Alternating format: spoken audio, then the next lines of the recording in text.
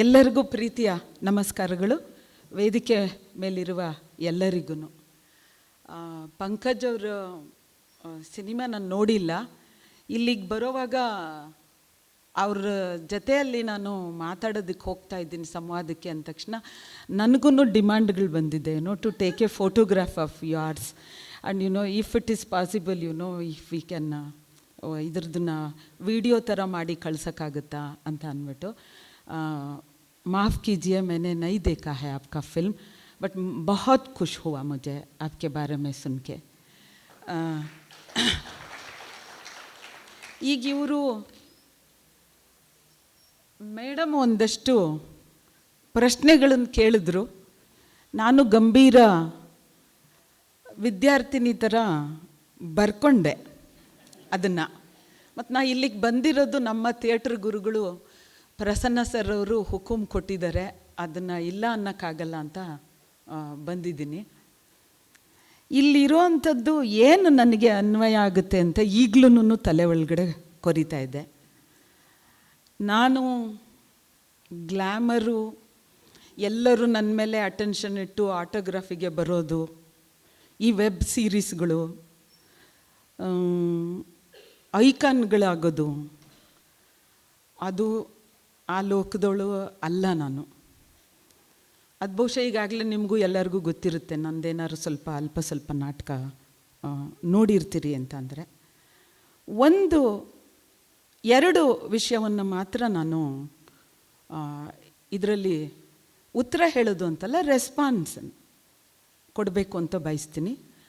ರಂಗಭೂಮಿಯ ಬಗ್ಗೆ ನನಗೆ ಅಪಾರವಾದ ಸೆಳೆತ ಇದೆ. ಅದು ಎಲ್ಲೋ ಒಂದು ರೀತಿನಲ್ಲಿ ನಾನಾಗಿರೋದಕ್ಕೆ, ಅದು ಸ್ಟೇಜ್ ಅಂತಂದರೆ ಈ ಥರದ್ದೇ ಲೈಟು ಇಂಥವು ಇರೋ ಅಂಥದ್ದು ಅಲ್ಲ.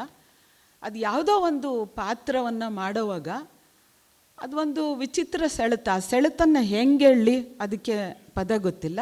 ರಂಗಭೂಮಿ ನನಗೆ ತುಂಬ ಪ್ರೀತಿಯ ವೇದಿಕೆ, ನನ್ನನ್ನು ನಾನು ಅಭಿವ್ಯಕ್ತಿಸೋದಕ್ಕೆ.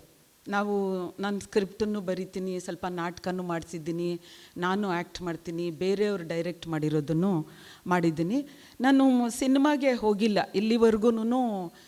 2 ಸಿನಿಮಾನಲ್ಲಿ ಆ್ಯಕ್ಟ್ ಮಾಡಿರೋದು, ಒಂದು ರಿಲೀಸೇ ಆಗಲಿಲ್ಲ, ಇನ್ನೊಂದು ಇತ್ತೀಚೆಗಷ್ಟೇ ರಿಲೀಸ್ ಆಯಿತು. ಸಿನಿಮಾ ಬಗ್ಗೆ ಅಂತ ಸೆಳ್ತಾ ಇಲ್ಲ. ಆದರೆ ಸುಮ್ಮನೆ ಸ್ಟೈಲಾಗಿ ಒಂದು ಡೈಲಾಗ್ ಹೊಡಿತಾ ಇರ್ತೀನಿ. ಎಲ್ಲರೂ ಅಂತ ಇರ್ತಾರೆ, ನೀವು ಯಾಕೆ ಸಿನಿಮಾಗೆ ಬಂದಿಲ್ಲ ಅಂತ ಅಂದ್ಬಿಟ್ಟು.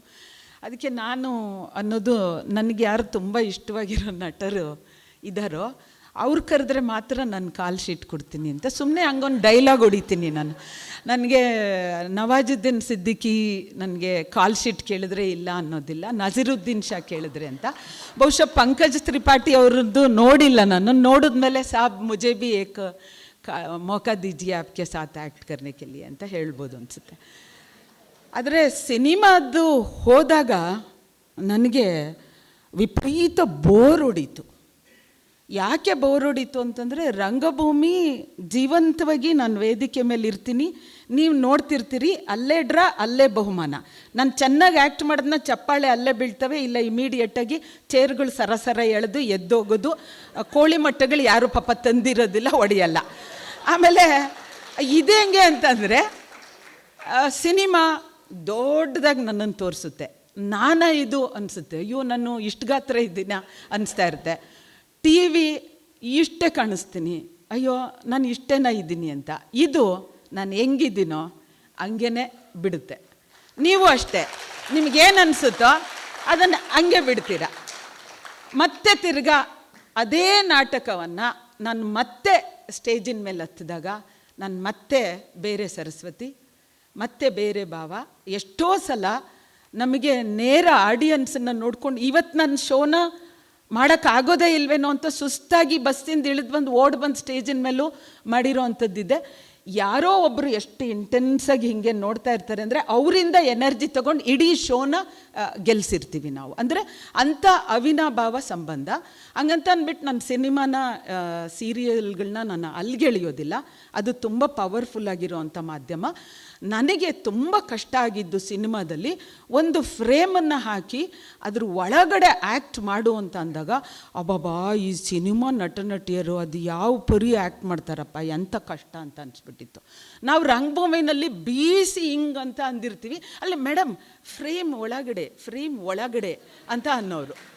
ಆಮೇಲೆ ಅದನ್ನು ನಮಗೇನು ಅಂದರೆ, ನಾನು ಫಿಸಿಕಲ್ಲಾಗಿ ಆ್ಯಕ್ಟ್ ಮಾಡ್ತಾ ಇರ್ತೀನಿ. ನನ್ನ ದೇಹ, ನನ್ನ ಮನಸ್ಸು, ನನ್ನ ಆತ್ಮ, ನಾನು ಒಂದಾಗಿರ್ತೀನಿ ಅದರಲ್ಲಿ ಒಂದು ಬಟ್ಟೆ ತೊಳೆಯೋ ಸೀನ್ ಇತ್ತು. ಬಟ್ಟೆನ ರಿಯಲ್ ಬೇಕು ಅಂತ ಉಜ್ಜುತ್ತಾ ಇದ್ದೆ. ಉಜ್ಜುಜ್ಜಿ ಬಣ್ಣ ಬಿಟ್ಕೊಂಡು ಹೋಯ್ತು ಸೀರೆದು. ಶಾರ್ಟು ಮುಗಿಲೇ ಇಲ್ಲ. ನಂದು ಸರಿ ಹೋದ್ರೆ ಅವ್ರದ್ದಿಲ್ಲ, ಅವ್ರು ಸರಿ ಹೋದ್ರೆ ನಮ್ಮದಿಲ್ಲ. ಆ ಭಾಷೆನೇ ಅರ್ಥ ಆಗಲ್ಲ. ಆ ಮಗು ಇಟ್ಕೊಂಡು ಸೀರಿಯಸ್ಸಾಗಿ ಆ್ಯಕ್ಟ್ ಮಾಡಬೇಕಾಗಿತ್ತು. ಹೇಳಿದ್ದನ್ನು ಅಷ್ಟು ನಾನು ಪಕ್ಕ ಡೈಲಾಗನ್ನು ಹೇಳಿದೆ. ಆಮೇಲೆ ಅದು ಆ ಬೇಬಿನ ಈ ಕಡೆ, ನನ್ನ ಕೈನಲ್ಲಿ ಮಗು ಇತ್ತು, ಆ ಬೇಬಿನ ಈ ಕಡೆ ತಗೊಳ್ರಿ ಅಂತ ಅಂದರು. ನಾನೇನು ಮಾಡಿದೆ, ಹಿಂಗೆ ದೇವ್ರು ಎಲ್ಲೋ ಇದನ್ನೇ ನಾನು ಎಲ್ಲೋ ನೋಡ್ಕೊಂಡು ಹೇಳಬೇಕು. ದೇವ್ರು ಈ ಕಡೆ, ನಾನು ಈ ಕಡೆ ಹೇಳಬೇಕು. ಹಿಂಗೆ ಇಟ್ಕೊಂಡಿದ್ದೀನಿ, ಬೇಬಿ ಈ ಕಡೆ ತರ್ರಿ ಅಂದ ತಕ್ಷಣ ಟಕ್ಕಂತ ಮಗು ಎತ್ಕೊಂಡು ಹಿಂಗೆ ತಿರುಗ್ಬಿಟ್ಟು, ಅಯ್ಯೋ ಅಂತ ಕ್ಯಾಮ್ರಾಮನ್ ತಲೆ ಚಚ್ಕೊಂಡು, ನಿಮಗಲ್ಲ ರೀ ಆ ಬೇಬಿ ಕ್ಯಾಮರಾ ರೀ ಹೇಳಿದ್ದು, ಬೇಬಿ ನೀವು ಯಾಕ್ರಿ, ಎಷ್ಟು ಚೆನ್ನಾಗಿ ಬರ್ತಾಯಿತ್ತು ಅಂತ. ಶಿವ ಹರ ಹರ ಅಂತ ಅನ್ನೋಂಗೆ ಆಗೋಗ್ಬಿಡ್ತು ನನಗೆ. ಆಮೇಲೆ ನಾವು ಇದಕ್ಕೆ ಪಿಟ್ಟಾಗೋದು, ಇದು ನಮಗೆ ಭಾಳ ಪ್ರೀತಿ ರಂಗಭೂಮಿ ಅಂತ ಅಂದ್ಕೊಂಡು, ಹಂಗಾಗಿ ನಾವು ಸಿನಿಮಾಕ್ಕೆ ಬಂದೂ ಇಲ್ಲ, ಸೀರಿಯಲ್ಗೂ ಬಂದಿಲ್ಲ, ಯಾರು ಆಟೋಗ್ರಾಫು ಸೈನ್ ಹಾಕ್ಸ್ಕೊಳಕ್ಕೂ ಬಂದಿಲ್ಲ. ಅಷ್ಟ್ರ ಮಟ್ಟಿಗೆ ನನಗೆ ಬಿಡುಗಡೆ, ನಾನು ಆನಂದವಾಗಿ ತಿರುಗ್ತೀನಿ. ಇಡೀ ಊರನ್ನೇ ಒಬ್ಬೊಬ್ಬಳೇನೂ ತಿರುಗಿರ್ತೀನಿ, ಎಲ್ಲಂದ್ರೂ ನಿರುಮ್ಮಳವಾಗಿ ಓಡಾಡ್ತೀನಿ. ಸೊ ಅದು ನನಗೆ ಗೊತ್ತಿಲ್ಲ. ಮತ್ತು ಎರಡನೇದು, ಇದು ಟೇಕಿಂಗ್ ಅಪ್ ದಿ ಕಾಸಸ್ ಅಂತ ಹೇಳಿದರು. ಹೌದು, ನಾನು ಪ್ರೊಸಿನಿಯಂ ಥಿಯೇಟ್ರ್ನಲ್ಲೂ ಮಾಡಿದ್ದೀನಿ, CGK ಅವರ ನಾಟಕದಲ್ಲಿ ಮಾಡಿದ್ದೀನಿ, ಪ್ರಸನ್ನ ಸರ್ ಅವರ ಮೆಕ್ಕಾದಾರಿಯಲ್ಲಿ ಮಾಡಿದ್ದೀನಿ, ಇಕ್ಬಾಲ್ ಅಹಮದ್ ಅವ್ರದ್ದು ಮಾಡಿದ್ದೀನಿ. ಆದರೆ ನಾನು ಹೆಚ್ಚು ಮಾಡಿರೋದು ಇಂಟಿಮೇಟ್ ಥಿಯೇಟರು, ನಮ್ಮ ಬೀದಿ ನಾಟಕಗಳನ್ನ ಮಾಡಿದ್ದೀನಿ. ಒಂದು ಸಣ್ಣ ಪುಟ್ಟ ನಾಟಕಗಳನ್ನು ತುಂಬ ನಾವು ಮಾಡಿಸಿದ್ದೀವಿ. ಒಂದು ಉದ್ದೇಶ ಇಟ್ಕೊಂಡೆ ಮಾಡ್ತೀವಿ, ಒಂದು ಗುರಿಯನ್ನು ಇಟ್ಕೊಂಡೆ ಮಾಡ್ತೀವಿ.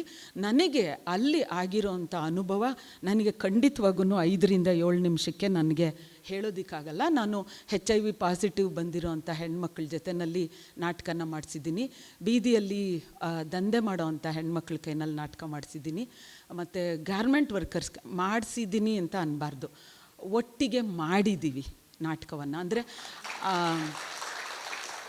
ಅವ್ರಿಗೆ ರಂಗಭೂಮಿ ಗೊತ್ತಿರಲಿಲ್ಲ, ಆದರೆ ನನಗೆ ಎಲ್ಲೋ ಈ ಇಡೀ ವರ್ಗ ಅನುಭವಿಸುವಂತಹ ಸಫರಿಂಗ್ ಇದೆಯಲ್ಲ, ಆ ಸಫರಿಂಗು ನಮಗೆ ಯಾರಿಗೂ ಗೊತ್ತಿಲ್ಲ. ಆ ಸಫರಿಂಗಿಗೆ ಕಾರಣ ಈ ದೊಡ್ಡ ಸಮಾಜ. ಆ ಸಫರಿಂಗಿಂದ ಈಚೆ ತರುವ ಮಾರ್ಗವಾಗಿ ಅವರು ಒಳಗಡೆ ಇರುವಂತಹ ಒಂದು ಕಲೆಯನ್ನು ಅರಳಿಸುವ ಭಾಗವಾಗಿ ಈ ಮಕ್ಕಳ ಜೊತೆಯಲ್ಲಿ, ಇವ್ರ ಜೊತೆಯಲ್ಲಿ ನಾಟಕ ಮಾಡೋದು, ಅದು ಒಂದು ಅದ್ಭುತವಾದ ಲರ್ನಿಂಗ್ ಪ್ರೋಸೆಸ್ಸು. ಅದು ನನ್ನ ವಿಶ್ವವಿದ್ಯಾಲಯವೂ ಕಲಿಸದೇ ಇರೋವಂಥ ಪಾಠಗಳನ್ನು ನನಗೆ ಅವು ಕಲಿಸಿದ್ದಾವೆ. ಉದಾಹರಣೆಗೆ, ನಾನು ಸೆಕ್ಸ್ ವರ್ಕರ್ಸು ಜೊತೆಯಲ್ಲಿ ನಾಟಕ ಮಾಡಬೇಕಾದ್ರೆ, ಮಾಡಿಸ್ತೀಯಾ ಅಲ್ಲ, ಮಾಡ್ತೀವಿ ಅಂದ್ಬಿಟ್ಟು ಸ್ಕ್ರಿಪ್ಟು ಅವ್ರದ್ದೇ ಕತೆಗಳನ್ನ ತಗೊಂಡು ಅವ್ರ ಕೈನಲ್ಲೇ ಕಾಸ್ಟ್ಯೂಮ್ ಮಾಡಿಸಿ, ಇನ್ಫ್ಯಾಕ್ಟು ಸೆಟ್ ಕೂಡ ಅವರೇ ಮಾಡಿದ್ರು. ಅವಳಿಗೆ ಒಬ್ಳಂತೂ ಜಗತ್ತೇ ರಂಗಭೂಮಿ. ಅವಳಿಗೆ ಎಂಥ ಪೀಸು, ಒಂದಿಷ್ಟಗ್ಲ ತುಂಡು ಸಿಕ್ಕಿದ್ರು ಸಾಕು, ಕ್ರೇಯಾನ್ ಕೊಟ್ಟರೆ ಗೀಚೋಳು. ಏನು ಅದ್ಭುತವಾಗಿ ಡ್ರಾಯಿಂಗ್ ಮಾಡ್ತಿದ್ಲು ಅಂತಂದರೆ, ಬ್ಯಾಕ್ ಸ್ಟೇಜಿಗೆಲ್ಲನೂ ಅವಳದನ್ನೇ ಮಾಡ್ಕೊಂಡ್ವಿ. ಇನ್ನೊಬ್ಳು ಚೆನ್ನಾಗಿ ಹಾಡ್ತಿದ್ಲು, ಇನ್ನೊಬ್ಳು ಆ್ಯಕ್ಟ್ ಮಾಡ್ತಿದ್ಲು. ಅವರೇನೇ ಸೇರಿ ಒಂದು ಹಸಿವು ಕನಸು ಅಂತ ಅನ್ನೋದು ಒಂದು ನಾಟಕ ಮಾಡಿದ್ವಿ. ನನಗೆ ಇವತ್ತಿಗೂ ಅವರು ಎಲ್ಲರೂ ವೇದಿಕೆ ಮೇಲೆ ಬಂದು ಅವರು ಅದೊಂದು ಧನ್ಯತೆ, ಸಾರ್ಥಕತೆಯನ್ನು ಅನುಭವಿಸಿದ್ರಲ್ಲ. ಅಮ್ಮ, ನಾವು ರಂಗಭೂಮಿ ಕಲಾವಿದ್ರಲ್ವಮ್ಮ ಅಂತಂದರೆ 100% ಯಾರು ಕೇಳಿದ್ರು ಧೈರ್ಯವಾಗಿ ಹೇಳಿದ್ರೆ ನಾನು ರಂಗಭೂಮಿ ಕಲಾವಿದೆ ಅಂತ. ಹಂಗೆ HIV ಬಂದಿರೋ ಅಂಥವ್ರು, ಮಕ್ಕಳು, ಈ ಥರದ್ದು ನಾನೊಂದು ಉದ್ದೇಶ ಇಟ್ಕೊಂಡು ರಂಗಭೂಮಿಯನ್ನು ಮಾಡೋದು. ಬದುಕು ಮತ್ತು ಕಲೆ ಬೇರೆ ಬೇರೆ ಅಲ್ಲ, ಅದನ್ನೊಂದು ಶಿಸ್ತಾಗಿ ಕಲಿತ್ಬಿಟ್ಟು ಅದರಲ್ಲಿ ನಾನು ಮಾರ್ಕ್ಸನ್ನು ತಗೊಂಡು ಐ ಆಮ್ ಅನ್ ಎಕ್ಸ್ಪರ್ಟ್ ಅಂತ ಅಂದ್ಬಿಟ್ಟು ಹೇಳೋದಕ್ಕಾಗೋದಿಲ್ಲ. ಬದುಕಿನ ಜೊತೆ ಒಳಗಡೆನೇ ಕಲೆ ಅಂತ ಅನ್ನೋದು ಮಿಳಿತ ಆಗಿದೆ. ಅದು ಎಲ್ಲರೂ ಕಲಾವಿದರು. ನಾನು ಈ ಪಾಠಗಳನ್ನು ಕಲಿತಿದ್ದು ನನ್ನ ರಂಗಭೂಮಿಯ ಗುರುಗಳು ಬಾದಲ್ ಸರ್ಕಾರ್ ಅವರು. ಅವರು 3ನೇ ರಂಗಭೂಮಿ ಅನ್ನೋದನ್ನು ಪರಿಚಯ ಮಾಡಿಕೊಟ್ಟರು. ನಾನು 86ರಲ್ಲಿ ಮೊದಲ ಒಂದು ವರ್ಕ್ಶಾಪನ್ನು ನಾನು ಅಟೆಂಡ್ ಮಾಡಿದಾಗ ನನ್ನ ಬದುಕು ಒಂದು ಬೇರೆಯೇ ತಿರುವನ್ನು ತಗೊಂತು. ಅದಕ್ಕೇ ನಾನು ಮೇನ್ ಸ್ಟ್ರೀಮ್ನ ರಂಗಭೂಮಿಗಾಗಲಿ ಅಥವಾ ಇದಕ್ಕಾಗಲಿ ಬರಲಿಲ್ಲ. ಅವರಂದರು, ಜನ ಇರೋ ಕಡೆಗೆ ನಾಟಕನ ತಗೊಂಡೋಗು, ನೀನಿರೋ ಕಡೆಗೆ ಬಂದು ಜನ ನಾಟಕ ನೋಡೋದಲ್ಲ, ನೀನು ಅವ್ರ ಹತ್ರಕ್ಕೆ ಹೋಗು ಅಂತ ಅಂದ್ಬಿಟ್ಟು. ಆಮೇಲೆ ಒಂದು ಸ್ಕ್ರೀನ್ ಇರ್ಕೊಡ್ದು, ಅವ್ರ ಕತ್ಲೆಯಲ್ಲಿ ಕೂತ್ಕೊಳ್ಳೋದು ನೀನು ಬೆಳಕಲ್ಲ, ಅವರೊಂದಿಗೆ ಅವ್ರ ಕಣ್ಣಲ್ಲಿ ಕಣ್ಣಿಟ್ಟು ನಾಟಕ ಮಾಡು ಅಂತ ಕಲಿಸಿದ್ದು. ಎಲ್ಲದಕ್ಕಿಂತ ಇದು ನಾನು ಒಬ್ಬಳು ಹೆಣ್ಣುಮಗಳಾಗಿ ನಿಮಗೆ ಹೇಳಬೇಕು, ಹೆಣ್ಣು ಮಕ್ಕಳ ದೇಹ ಒಂದು ರಣರಂಗ. ಹೆಣ್ಣು ಮಕ್ಕಳ ದೇಹನೇ ದೌರ್ಜನ್ಯವನ್ನು ಎಸಗೋದಕ್ಕೆ ಇರೋ ಒಂದು ವೇದಿಕೆ ಥರ ಆಗೋಗಿದೆ. ನಮ್ಮಂಥ ಹಲವಾರು ಜನ ಹೆಣ್ಮಕ್ಳಿಗೆ ಈ ದೇಹದ ಬಗ್ಗೆ ಇರೋ ಕೀಳಿರಿಮೆಯನ್ನು ನಾಶ ಮಾಡಿದ್ದು ಬಾದಲ್ ಸರ್ಕಾರ ಅವರ ವರ್ಕ್ಶಾಪು. ಮತ್ತು ಈ ದೇಹವೇ ಒಂದು ಅದ್ಭುತ ರಂಗ ಪರಿಕರ. ಅದು ಎಂಥ ವಿಸ್ಮಯಕಾರಿ ರಂಗ ಪರಿಕರ ಅಂತಂದರೆ, ನೀನು ಏನಂದ್ರೂ ಈ ದೇಹದ ಒಳಗಡೆ ಆವಾಹಿಸ್ಕೊಂಡು ಎಸಿಬೋದು ಅಂತ ಅನ್ನೋದನ್ನು ಕಲಿಸಿದ್ರು. ನಾವು ನಾಚಿಕೆ ಬಿಟ್ಟರೆ 50% ನಾಟಕ ಬರುತ್ತೆ, ಇನ್ನೊಂದು 25% ಪ್ರಾಕ್ಟೀಸ್ ಮಾಡು, ಇನ್ನೊಂದು ಅಭಿಜಾತವಾಗಿ ನಿನ್ನ ಒಳಗಡೆ ಇರೋವಂಥದ್ದು.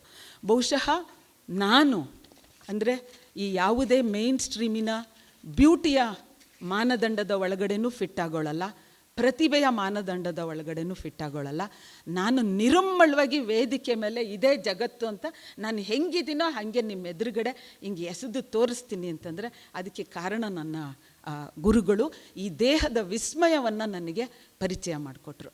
ಆ ದೃಷ್ಟಿನಲ್ಲಿ ಎಲ್ಲ ಹೆಣ್ಮಕ್ಳೂ ನಾಟಕನ ಕಲಿಬೇಕು. ಆ ಇನ್ಹಿಬಿಷನನ್ನು ಬಿಡೋದಕ್ಕೆ ನಾನು ಎಲ್ಲರೂ ಸುಂದರರೇ, ಎಲ್ಲರೂ ತಾಯಿ ಕಣ್ಣಿಂದ ನೋಡಿದ್ರೆ ಸಕಲವೂ ಸರ್ವಾಂಗ ಸುಂದರರೇ ಎಲ್ಲರೂ.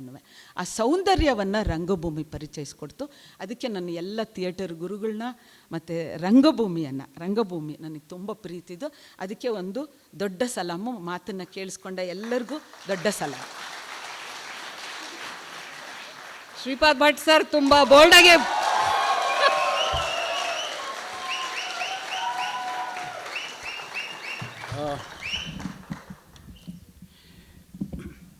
ನಾನು ನನ್ನ ಸ್ನೇಹಿತರನ್ನು ಇನ್ವೈಟ್ ಮಾಡ್ತಾಯಿದ್ದೆ. ಯಾಕೆಂದರೆ ನಾನು ಆ್ಯಕ್ಟಿಂಗ್ನ ಹುಚ್ಚಿಡಿದು ಥಿಯೇಟ್ರಿಗೆ ಬಂದವನು. ಆದರೆ ನನ್ನ ಹಳ್ಳಿ, ನನ್ನ ತಾಲೂಕಿನಲ್ಲಿ ಡೈರೆಕ್ಟ್ರ್ ಮಾಡೋರು ಯಾರೂ ಇಲ್ಲದೆ ಇರೋದ್ರಿಂದ ಅನಿವಾರ್ಯವಾಗಿ ಡೈರೆಕ್ಟ್ರ್ ಆದವನು.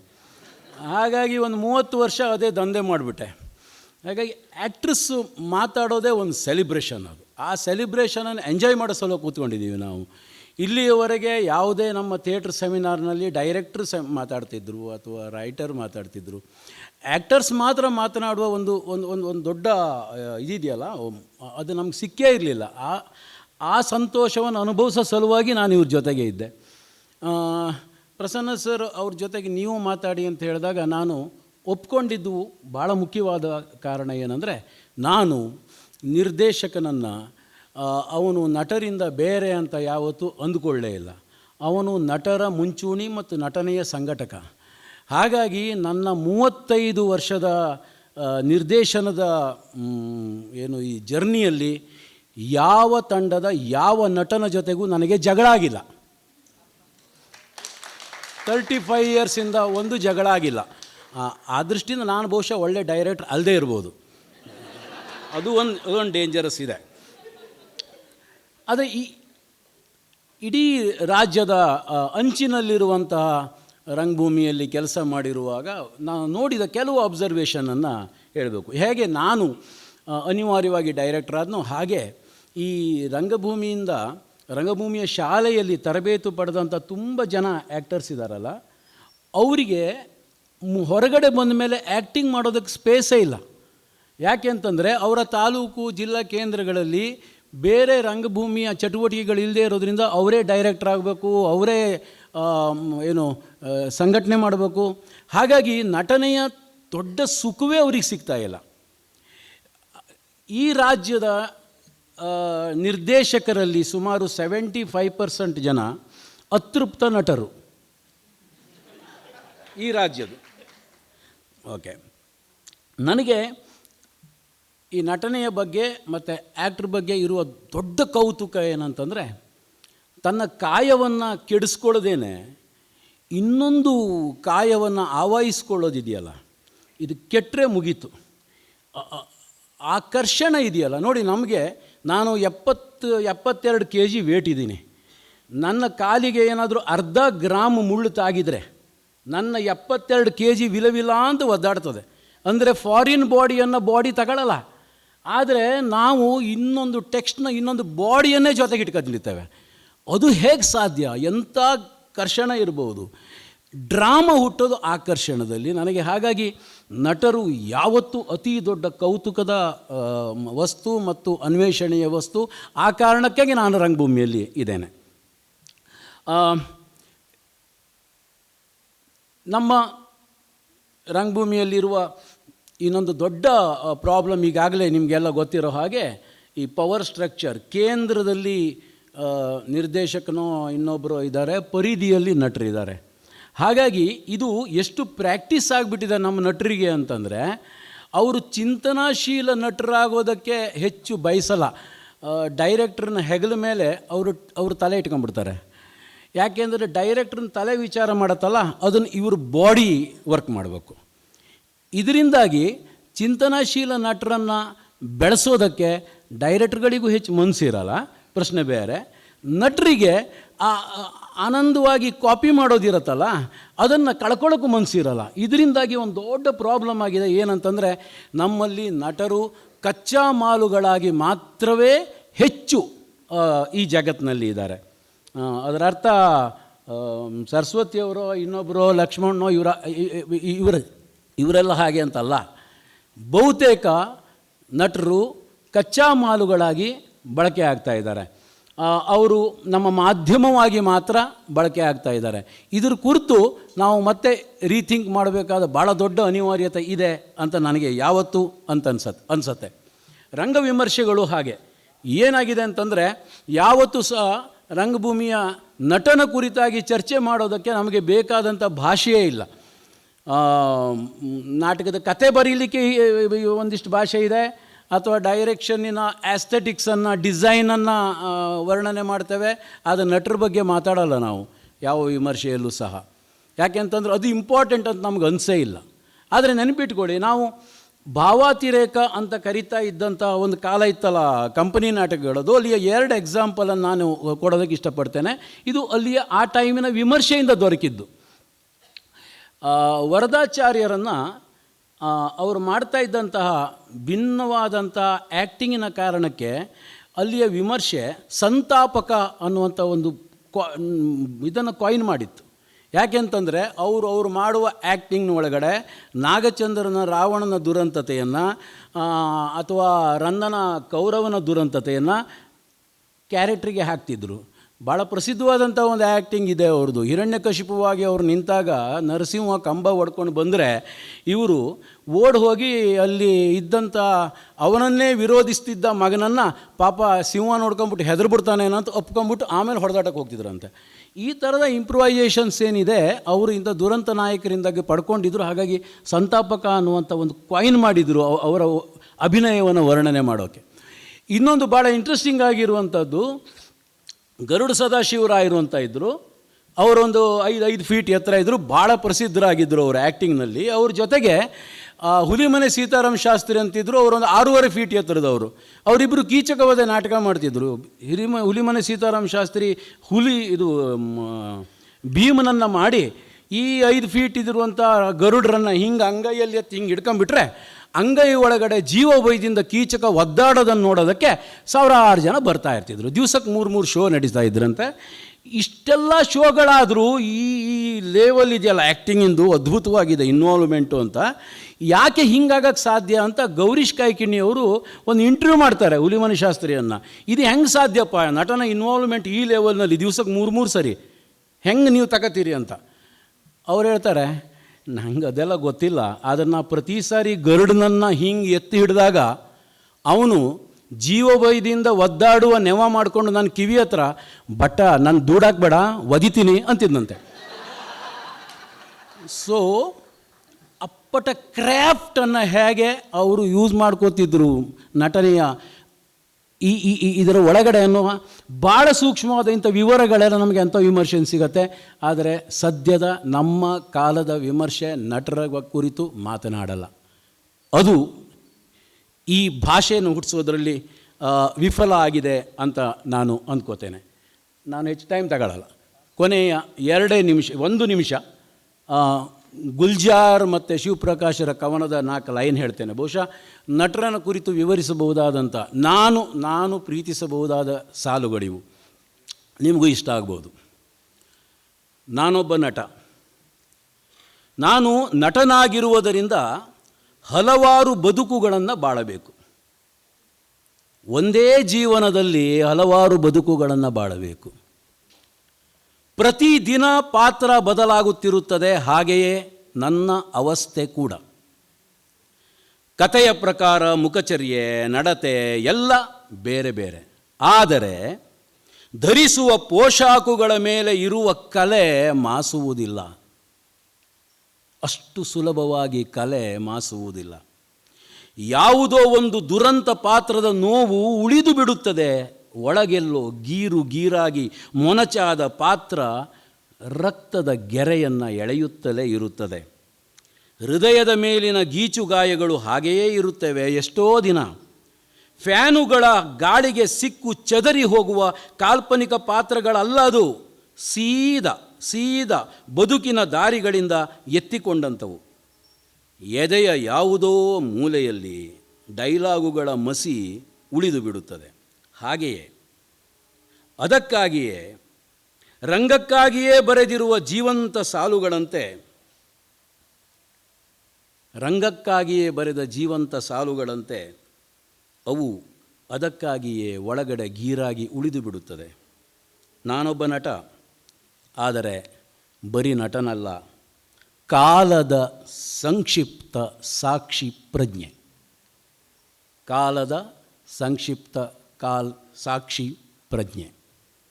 ಹಾಗಾಗಿ ಕುಣಿದು ಗೆಜ್ಜೆಗಳು ದಣಿದು ಹೋಗದ ಹಾಗೆ, ಉಲಿದುಲಿದು ಗೀತಗಳು ಅಡಗಿ ಹೋಗದ ಹಾಗೆ, ರಚಿಸಿ ಕುಂಚಗಳು ನವೆದು ಹೋಗದ ಹಾಗೆ ನಿಮ್ಮನ್ನು ನಾವು ಸದಾ ಅನುಕರಿಸುತ್ತಿರುವಂತೆ ಅನುಗ್ರಹಿಸಿ. ನಮಸ್ಕಾರ. Now I call upon Lakshman. ಬನ್ನಿ.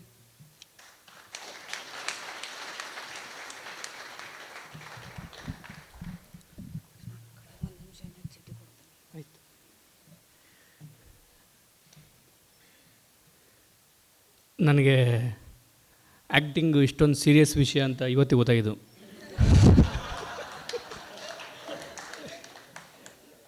ಸೊ ಅದು ತುಂಬ ಸೀರಿಯಸ್ ಆದ ವಿಷಯ ಅಂತ. ಯಾಕೆಂದರೆ ಗೇಮ್, ಆ್ಯಕ್ಟಿಂಗ್ ಆಟ. ಆ ಆಟ ಅನ್ನೋದು ಕಳೀತಾ ಓದಂಗೆ ನಾವು ಹೆಗ್ಲ ಮೇಲೆ ಓದ್ಕೊಳ್ಳೋದು, ಭಾರ ತಗೊಳ್ಳೋದು, ಈ ಥರದ್ದೆಲ್ಲ ತುಂಬ ಆಗುತ್ತೆ. ಆವಾಗ ನಮಗೆ ಸ್ಟಾನಿಸ್ಲಾವ್ಸ್ಕಿ, ಬ್ರೆಕ್ಟು, ಗ್ರೋಟೋಸ್ಕಿ ಇವರೆಲ್ಲ ಬೇಕಾಗ್ತಾರೆ.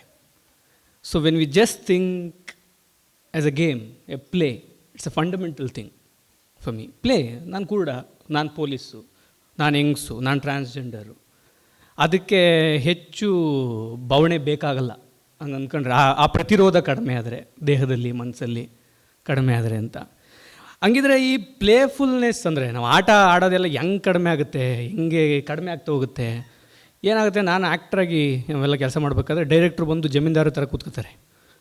ಜಮೀನ್ದಾರ ಥರ ಫುಲ್ಲು ಅವರು ಕಣ್ಣು ಮಿಡ್ಸಲ್ಲ, ರೊಚ್ಚು ಹೆಂಗೆ ಫುಲ್ಲು ಅವರ ದನಿ ಫುಲ್ ಆಳ ಇರುತ್ತೆ, ಮಂದ್ರ ಸ್ಥಾಯಿಲಿ ಮಾತಾಡ್ತಿರ್ತಾರೆ.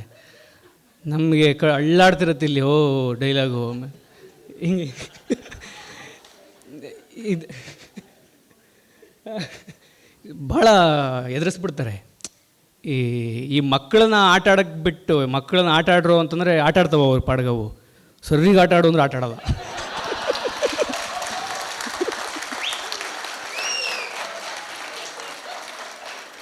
ಸೊ ಅದು ತುಂಬ ಕಷ್ಟ ಅದು ಆಟ ಆಡೋಕ್ಕೆ. ಸೊ ನನ್ನ ಪ್ರಕಾರ ಯಾಕೆ ನಮ್ಗೆ ಇಷ್ಟು ಸೀರಿಯಸ್ ಟಾಪಿಕ್ ಆಗ್ಬಿಟ್ಟಿದೆ ಅದು ಅಂತಂದರೆ, it's because of not the director, how we perceive directors, how we perceive direction, ಹೆಂಗೆ ನಾವು ಅದನ್ನು ಗ್ರಹಿಸ್ತಿದ್ದೀವಿ ಅನ್ನೋದ್ರಿಂದ. ಯಾಕೆಂದರೆ ಡೈರೆಕ್ಟ್ರಿಗೆ ಒಂದು ಇಮೇಜ್ ಇರಲಿಲ್ಲ, ಅಂದರೆ ಹಿಂಗಿರ್ಬೇಕು ಡೈರೆಕ್ಟ್ರು ಅಂತ. ಆಮೇಲೆ ಆ ವ್ಯಕ್ತಿತ್ವದಿಂದ ಕಟ್ಕೊಂಡಿದ್ದು. ಹೆಂಗೆ ರವಿವರ್ಮ ರಾಮನ ಚಿತ್ರ ಬರ್ದಂಗೆ, ಓ ರಾಮ ಹಿಂಗಿದ್ದ, ಓ ದೇವಿ ಹಿಂಗಿದ್ಲು ಅನ್ನೋ ಥರ. Okay, I tell you a story. ಒಂದು ಇದು ಭಾಳ ಇಷ್ಟವಾದ ಕತೆ, ನಾನು ಮತ್ತೆ ಹೇಳ್ತಿರ್ತೀನಿ. ಈಗ ಜಬತಿಸ್ತಾಸ್ ಅಂತ ಒಂದು ಮೆಕ್ಸಿಕೋದಲ್ಲಿ ಒಂದು ಕಮ್ಯುನಿಟಿ ಇದೆ, ಅವರೊಂದು ಟ್ರೈಬು. ಅವ್ರದ್ದೊಂದು ಕತೆ, ಇದು ಸಣ್ಣ ಕತೆ. ಅವನು ಒಬ್ಬ ಕ್ರಾಂತಿಕಾರಿ ಇರ್ತಾನೆ. ಅವನು ಕಾಡಲ್ಲಿ ಹಿಂಗೆ ನಡ್ಕೊಂಡು ಹೋಗ್ತಾ ಇರ್ತಾನೆ.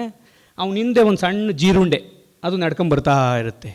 ಹೋಗ್ತಾನೆ ಕ್ರಾಂತಿಕಾರಿ ಬೂಟೆಲ್ಲ ಹಾಕೊಂಡಿರ್ತಾನೆ. ಹೋಗಿ ಒಂದು ಗುಡ್ಡೆ ಮೇಲೆ ಕೂತ್ಕೊಂಡು ಆದಮೇಲೆ ಅದು ಆ ಬೀಟಲ್ ಇದೆಯಲ್ಲ ಜೀರುಂಡೆ, ಅದು ಹೋಗಿ ಪಕ್ಕದಲ್ಲಿ ಕೂತ್ಕೊಂಡು ಇವ್ನು ಹೊಗೆ ಸೊಪ್ಪು ಹಾಕತ್ತಿರ್ತಾನೆ. ಅದು ಒಂಚೂರು ಹೊಗೆ ಸೊಪ್ಪಿಗೆ ಕೈ ಹಾಕುತ್ತೆ. ನನಗೂ ಕೊಡು ಅಂತ. ಆಮೇಲೆ ಇವ್ನು ನೋಡ್ತಾನೆ, ತಗೋ ಅಂತ ಕೊಡ್ತಾನೆ. ಆಯಿತು, ಕೊಟ್ಟೆ, ತಿಂದು ಏನಕ್ಕೆ ಇಲ್ಲಿಗೆ ಬಂದೆ ಅಂತ ಕೇಳ್ತಾನೆ ಜೀರುಂಡೆ ಇವನು. ಆಮೇಲೆ ಅದು ಅಲ್ಲ, ನೀವೆಲ್ಲ ಕ್ರಾಂತಿಕಾರಿಗಳು ಮೀಟಿಂಗ್ ಮಾಡ್ತಿದ್ದೀರಿ, ನಾನು ಕೇಳಿಸ್ಕೊಳ್ಳೋಣ ಅಂತ ಬಂದೆ. ಏನಪ್ಪ ಮೀಟಿಂಗ್? ಸರಿ ಯಾಕೆ? ಅಲ್ಲಪ್ಪ, ನೀವು ಕ್ರಾಂತಿಕಾರಿಗಳು ಅವಾಗವಾಗ ರೊಚ್ಚಿಗೆ ಹೇಳ್ತೀರಿ, ನಮಗೆ ಏನಾಗುತ್ತೆ ಗೊತ್ತಿಲ್ಲ, ಅವ್ರು ಬೇರೆ ಯುದ್ಧ ಮಾಡಬೇಕು ಅಂತಂತಾರೆ. ನೀವು ಮೀಟಿಂಗಲ್ಲಿ ಯುದ್ಧ ಅನೌನ್ಸ್ ಮಾಡಿಬಿಟ್ರೆ ನೀವು ಬುಟಾಕೊಂಬರ್ತೀರಿ, ಅವರು ಬುಟಾಕೊಂಬರ್ತಾರೆ. ತುಳಿದಾಗ ಸಾಯೋರು ಯಾರಪ್ಪ? ನಾವು ತಾನೇ ಸಾಯೋದು. This is exactly the same situation of an actor in theatre. Same thing, but we have to listen to the actor. Why is the person who is with audience ಅಲ್ವಾ? ಆಮೇಲೆ ಇನ್ನೊಂದಿದೆ, ವೈ ನಾವು ಯಾಕೆ ಅವನನ್ನು ಕೇಳಿಸ್ಕೊಳಲ್ಲ ಅಂದರೆ, ವಿ ಥಿಂಕ್ ಡೈರೆಕ್ಟರ್ಸ್ ನನ್ನ imagination ಅವನ ಇಮ್ಯಾಜಿನೇಷನ್ಗಿಂತ ಬೆಟರ್ ಅಂತ. How is it possible? It's impossible. ಸಾಧ್ಯನೇ ಇಲ್ಲ. ಅದು ಬೆಟರ್ ಆದ ಇದಾಗಕ್ಕೆ ಸಾಧ್ಯನೇ ಇಲ್ಲ ಇಮ್ಯಾಜಿನೇಷನ್ಗೆ. ಒಂದು ಗೇಮ್ ಕಳ್ಕೊತೀವಿ ಮತ್ತು ಇನ್ನೊಂದು ಇಮ್ಯಾಜಿನೇಷನ್ ಇಲ್ಲದೇ ಇರೋ ಕಡೆ ಹೋಗ್ತೀವಿ. ಬ್ಯಾಂಕ್ರಪ್ಸಿ ಆಫ್ ಇಮ್ಯಾಜಿನೇಷನ್ ಇದೆಯಲ್ಲ, ಅದಕ್ಕಿಂತ ನರಕವಾದ ಸ್ಥಿತಿ ಯಾವುದೂ ಇಲ್ಲ. ಮೇ ಬಿ ದಿವಾಳಿತನ, ಕಲ್ಪನೆಯ ದಿವಾಳಿತನ ಇದೆಯಲ್ಲ, ಅದಕ್ಕಿಂತ ಕೆಟ್ಟ ಸ್ಥಿತಿ ಯಾವುದೂ ಇಲ್ಲ. ಅದು ಆ್ಯಕ್ಟ್ರಿಗೆ ಇರಲೇಬಾರದು. ಬ್ಯಾಂಕ್ರಪ್ಸಿ ಆಫ್ ಇಮ್ಯಾಜಿನೇಷನ್ನೇ ನಮ್ಮನ್ನ ಡಿಕ್ಟೇಟರ್ಶಿಪ್ ಕಡೆಗೆ ತಿರುಗಿಸೋದು. Here the director is the dictator, in the state somebody will be the dictator. So too serious. Okay, so ಇನ್ನೊಂದು ಹೇಳಿ ನಾನು ಮುಗಿಸ್ತೀನಿ. ಶ್ರೀಪಾದ್ ಸರ್ ಹೇಳ್ತಿದ್ರು, ನಮಗೆ ನಟನೆ ಬಗ್ಗೆ ಬರಿತಿಲ್ಲ, ನಟರ ಬಗ್ಗೆ ಬರಿತಿಲ್ಲ. We don't know how to appreciate acting. ನಮಗೆ ಗೊತ್ತಿಲ್ಲ, ನಾವು ಎಜುಕೇಟೇ ಆಗಿಲ್ಲ ಅದ್ರ ಬಗ್ಗೆ. ಆ್ಯಕ್ಟಿಂಗ್ ಹೆಂಗೆ ನೋಡಬೇಕು ಅಂತ ನಮಗೆ ಸಂಗೀತ ಕೇಳೋದು ಗೊತ್ತು, ಪೇಂಟಿಂಗ್ ನೋಡೋದು ಗೊತ್ತು, ಕಾವ್ಯ ಓದೋದು ಗೊತ್ತು. ನಟನೆಯೇನ ಹೆಂಗೆ ನೋಡಬೇಕು, ಹೆಂಗೆ ಕೇಳಬೇಕು, ಹೆಂಗೆ ಇದು ಮಾಡಬೇಕು ಅಂತ ಗೊತ್ತಿಲ್ಲ ನಮಗೆ. ಬೇರೆದೆಲ್ಲದೂ ಕಲ್ತಿದ್ದೀವಿ ನಾವು ಅಷ್ಟು ಎಜುಕೇಟ್ ಆಗಿಲ್ಲ. ಡೈಲಾಗ್ ಸಖತ್ತಾಗಿ ಹೇಳಿದ್ರು, ಇದಾದರು ಅದಾದರು. ಆಮೇಲೆ ಇನ್ನೊಂದಿದೆ, ನಾವು ಇವತ್ತು ಸೆಲೆಬ್ರೇಟ್ ಮಾಡ್ತಿದ್ದೀವಿ. ಆಗಲೇ ಮೇಡಮ್ ಹೇಳಿದ್ರು, we are celebrating actors. But ಯಾವ ಥರದ ನಟನ ಸೆಲೆಬ್ರೇಟ್ ಮಾಡ್ತಿದ್ದೀವಿ? ಅಲ್ಲೋಗಿ ವೀಕೆಂಡ್ ವಿತ್ ರಮೇಶಲ್ಲಿ ಕುಂತು ನಾನು ಅವತ್ತು ಡಿಸೈಡ್ ಮಾಡಿದೆ ಕಟ್ಔಟ್ ಬೀಳ್ಬೇಕು. Come on, see what the hell yeah, like ನೀವು ಹೆಂಗೆ ಅಂದರೆ, ನೀವು ನಿಮ್ಮ ಲೈಫು ಬೇರೆ ಯಾರ್ದೋ ಲೈಫ್ಗಿಂತ ಭಾಳ ಕಷ್ಟಕರವಾಗಿ ಏನಿಲ್ಲ. Don't tell me that you have gone through so much intelligence. Actors shouldn't have an intelligence ಇರಬಾರ್ದು, ಆ್ಯಕ್ಟ್ರಿಗೆ ಇರಬೇಕಾಗಿಲ್ಲ. Why are we doing that? ಯಾಕೆಂದ್ರೆ ನಿನಗಿಂತ ಬೆಟರ್ ಎಷ್ಟೆಷ್ಟೋ ಕಷ್ಟಪಟ್ಟಿರ್ತಾರೆ. ನೀನು ಬಂದ್ಬಿಟ್ಟು ನಾನು ಅಯ್ಯೋ ಕಷ್ಟಪಟ್ಟೆ, ಚಿತ್ರಾನ್ನಕ್ಕಿರಲಿಲ್ಲ ನೀನು ಒಬ್ಬನೇನಪ್ಪ. ಸಿಕ್ಕಾಪಟ್ಟೆ ಜನ ಅದನ್ನ ಅಂದರೆ, why are you doing that? ನಿನ್ನ ಕೆಲಸ ಸ್ಪೆಷಲ್ ಆದ್ದೇನೂ ಅಲ್ಲ. ಸೊಪ್ಪು ಮಾರೋರು ಜೋರಾಗಿ ಕೂಗ್ತಾರೆ, ಓಕೆ, ಸೊಪ್ಪು ಮಾರೋರು ತುಂಬ ಜೋರಾಗಿ ಕೂಗ್ತಾರೆ. ಯಾಕೆಂದರೆ ಅವ್ರ ಬದುಕಿನ ಪ್ರಶ್ನೆ, ನಿನಗೂ ಬದುಕಿನ ಪ್ರಶ್ನೆ ಆದರೆ ನೀನು ಆ್ಯಕ್ಟಿಂಗ್ ಮಾಡ್ತೀಯಾ. ಇಟ್ಸ್ ನಾಟ್ ಬೆಟರ್ ದ್ಯಾನ್ ಸೊಪ್ಪು ಮಾರೋರಿಗಿಂತ ದೊಡ್ಡ ಕೆಲಸ ಏನಲ್ಲ ನಾನು ಮಾಡ್ತಿರೋದು. ಅದು ಬಿಟ್ಬಿಟ್ಟು ನನಗೆ ಹಂಗಾಗುತ್ತೆ, ದೇಹದಲ್ಲಿ ಹಿಂಗಾಗುತ್ತೆ, ಇನ್ನೇನೋ ಆಗುತ್ತೆ, ನಾನು ಹೋಗಿ ಮಾಡು ಅಂತ ಹೇಳಿರಲಿಲ್ಲಪ್ಪ ನಿನಗೆ. ಅಂದರೆ I am not dismissing his effort, I am dismissing the glorification, the intelligence, the romanticisation of acting or actors, especially particular ರೀತಿಯ ಆ್ಯಕ್ಟರ್ಗಳನ್ನ ನಾವು ಅದು ಮಾಡ್ತಿರೋದು. ಇನ್ಯಾರೋ ನಾನು ಬಂದ್ಬಿಟ್ಟು ನಮ್ಮೂರು ನೆನ್ಮಂಗಲದ ಹತ್ರ ನಾನು ಗಣೇಶನರ ಆಗಬೇಕು ಅಂತ ಇಲ್ಲೆಲ್ಲ ಬಂದೆ ಅಂತ ಯಾವನು ಕೇಳಲ್ಲ. ಬಟ್ ಯಾವುದೋ ಇಂಟೆಲಿಜೆನ್ಸ್ ಆಗುತ್ತೆ. ವಿ ಶುಡ್ ಅದ್ರ ಬಗ್ಗೆ ನಾವು ಭಾಳ ಎಚ್ಚರವಾಗಿರಬೇಕು. ಆ್ಯಕ್ಟಿಂಗ್ ಅಥವಾ ಆ್ಯಕ್ಟ್ರ್ ಅನ್ನೋದನ್ನು ಆ ಗ್ಲೋರಿಫಿಕೇಷನ್ ಕಡೆ no, never. I leave one more. ಬಹುಶಃ ನಾನು ಆ್ಯಕ್ಟಿಂಗ್ನ ಹೆಂಗೆ ಪರ್ಸೀವ್ ಮಾಡ್ತೀನಿ ಅನ್ನೋದಕ್ಕೆ ನನಗಿರೋ ಭಾಳ ಒಳ್ಳೆಯ ಎಕ್ಸಾಂಪಲ್ ಒಂದೇ, ಅದು ಅಕ್ಕಮಹಾದೇವಿ ಅವ್ರ ವಚನ. ಸೊ ಪ್ರತಿಯೊಬ್ಬ ಆ್ಯಕ್ಟ್ರಿಗೂ ಆ್ಯಕ್ಟಿಂಗ್ ಅನ್ನೋದು, ನಟನೆ ಅನ್ನುವುದು ಅವರವರ ಚನ್ನಮಲ್ಲಿಕಾರ್ಜುನ ಬಹುಶಃ.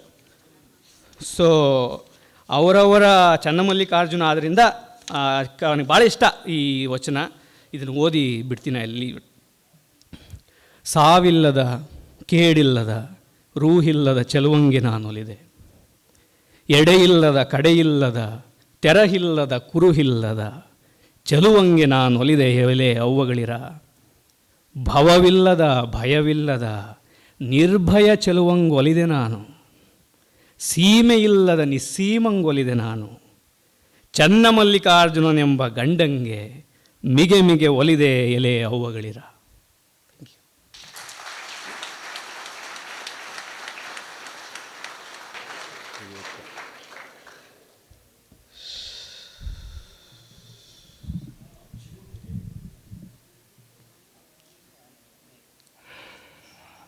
Thank you.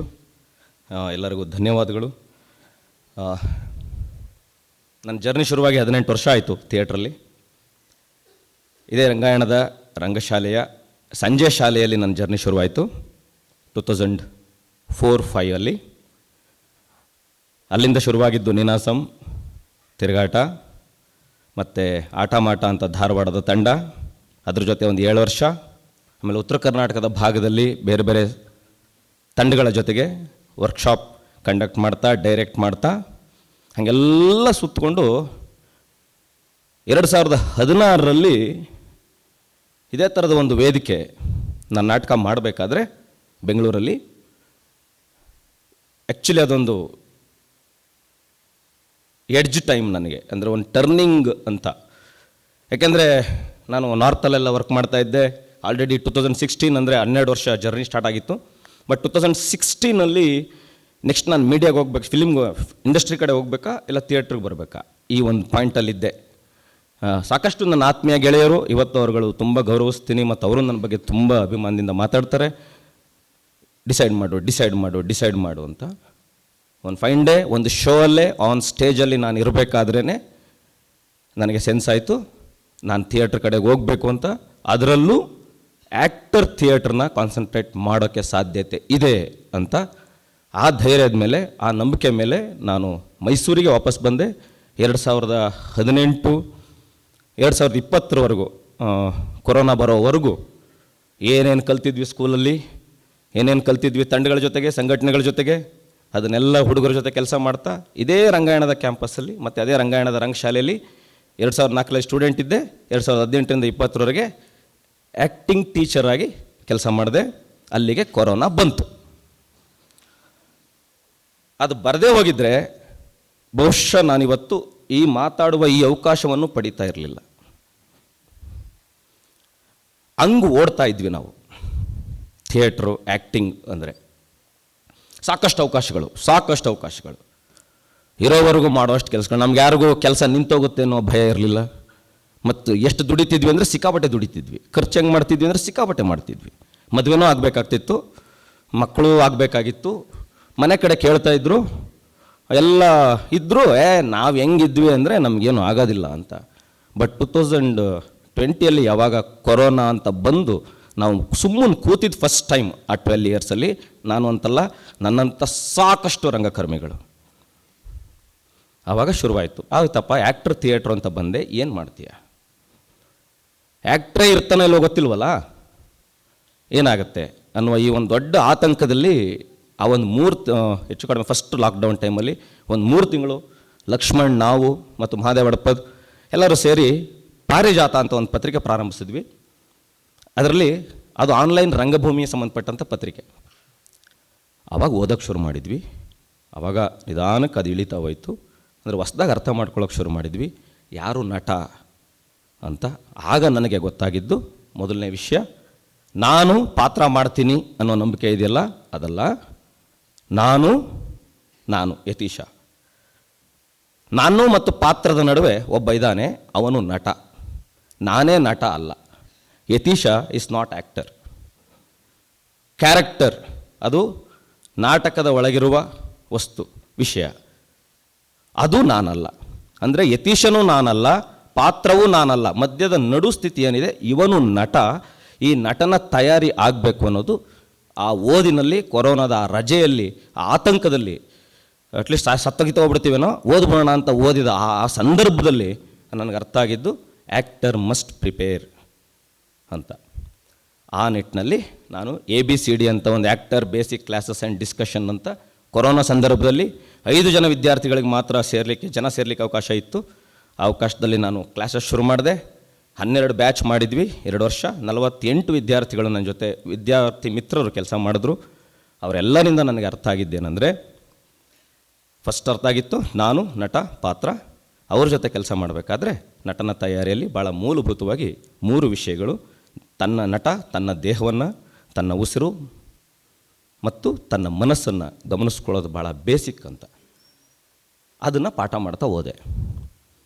ಅದನ್ನು ಅವ್ರಗಳ ಜೊತೆ ಪಾಠ ಮಾಡ್ತಾ 2 ವರ್ಷ ಆಗ್ತಾ ಇದ್ದ ಹಾಗೆ 2 ವರ್ಷದ ತುದಿಗೆ, ಅಂದರೆ ಕಳೆದ 2021 ಐ ಥಿಂಕ್, ಆ ಟೈಮಲ್ಲಿ ನಾವು ಒಂದು ನಾಟಕವನ್ನು ಪ್ರಾರಂಭ ಮಾಡಿದ್ವಿ. ಅದು QVD ಅಂತ ಪ್ಲೇ. ಕೊರೋನಾ ಆದಮೇಲೆ ಫಸ್ಟು ನನಗೆ ಬಂದ ನಾಟಕ ಮಾಡಬೇಕು ನೀನು ಅಂತ. ಅವತ್ತಾದ ಖುಷಿ ಇದೆಯಲ್ಲ, ಯಾಕೆಂದರೆ ಕೊರೋನಾ ಆದಮೇಲೆ ಸ್ಟೇಜ್ಗೆ ಹೋಗ್ತಿದ್ದೀನಿ ಅಂತ. ಆ ಸ್ಟೇಜಲ್ಲಿ ಆ QVD ನಾಟಕಕ್ಕೆ ನಾನು ತೊಡಗಿಸ್ಕೊಂಡಾಗ ನಟನ ಬೇಸಿಕ್ ವಿಷಯಗಳಾದ ದೇಹ, ಉಸಿರು, ಮನಸ್ಸುಗಳನ್ನು ಅರ್ಥ ಮಾಡಿಕೊಂಡು ಒಂದು ಸ್ಕ್ರಿಪ್ಟ್ ಹೇಗೆ ಒಬ್ಬ ನಟನಿಗೆ ಒಂದು ಬದುಕನ್ನು ಕೊಡುತ್ತೆ, ಹೇಗೆ ಅವನು ಟ್ರಾನ್ಸ್ಫಾರ್ಮ್ ಆಗೋಕ್ಕೆ ಸಾಧ್ಯ, ತಾನು ಆಡುತ್ತಾ ಹೋದಂತೆ ಅದು ಆಗುತ್ತಾ ಹೋಗುತ್ತದೆ. ಅಭಿನಯ ಅನ್ನುವುದು ಹೂ ಅರಳಿದ ಪ್ರಕ್ರಿಯೆಯಲ್ಲ, ಹೂ ಅರಳುವ ಪ್ರಕ್ರಿಯೆ ಅನ್ನುವ ಜಿಯಾಮಿ ಮೊತೊಕಿಯೋನ ಮಾತೇನಿದೆ, ಅದರ ಎಕ್ಸ್ಪೀರಿಯನ್ಸ್ಗೆ, ಆ ಸತ್ಯದ ಕಡೆಗೆ ನಾನು ತೊಡಗಿದೆ. ನನ್ನ ಜೊತೆಗೆ ಕೆಲಸ ಮಾಡಿದರು. ಅದೇ ಥಿಯರಿಯ ಮೇಲೆ ಮತ್ತು ಇನ್ನೊಂದು ಅಬ್ದುಲ್ ಸಲಾಮನ್ ಅಂತ ಒಂದು ನಾಟಕ ಮಾಡಿದ್ವಿ ಅರಿವು ರಂಗದ ವತಿಯಿಂದ.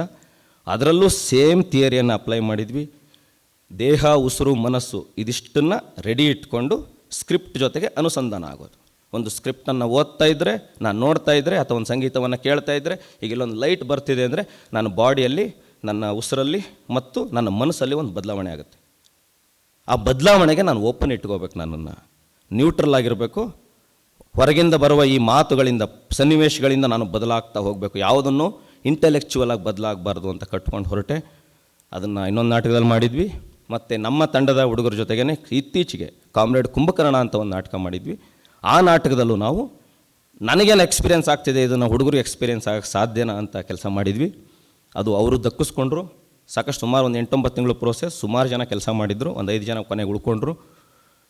ಆ ಪ್ರೋಸೆಸ್ಸಲ್ಲೂ ನನಗೆ ಅರ್ಥ ಆಗಿದ್ದು, ನಟನ ದೇಹ, ಉಸಿರು, ಮನಸ್ಸು ಅನ್ನೋದು ಭಾಳ ಸಿಂಪಲ್ಲಾದ ವಿಷಯ ಮತ್ತು ತುಂಬ ಸುಲಭವಾಗಿ ಸರಳವಾಗಿ ಅರ್ಥ ಮಾಡ್ಕೋಬಹುದಾದ ವಿಷಯ.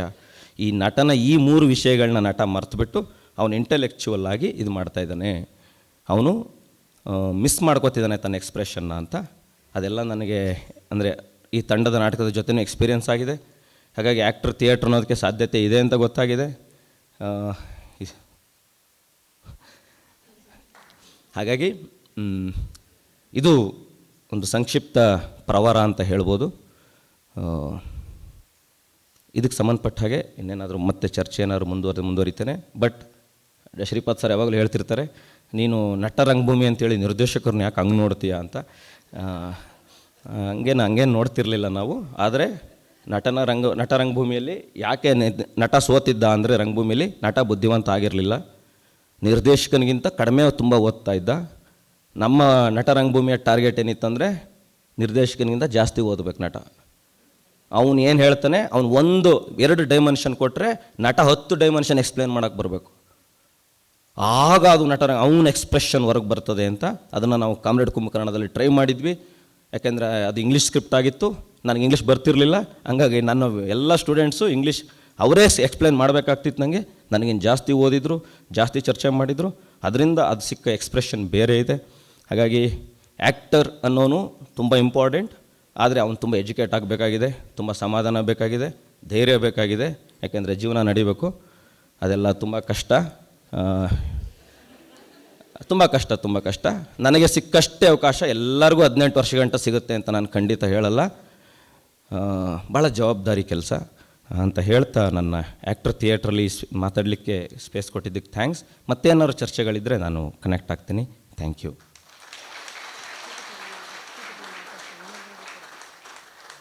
ಎಲ್ಲರಿಗೂ ನಮಸ್ಕಾರ.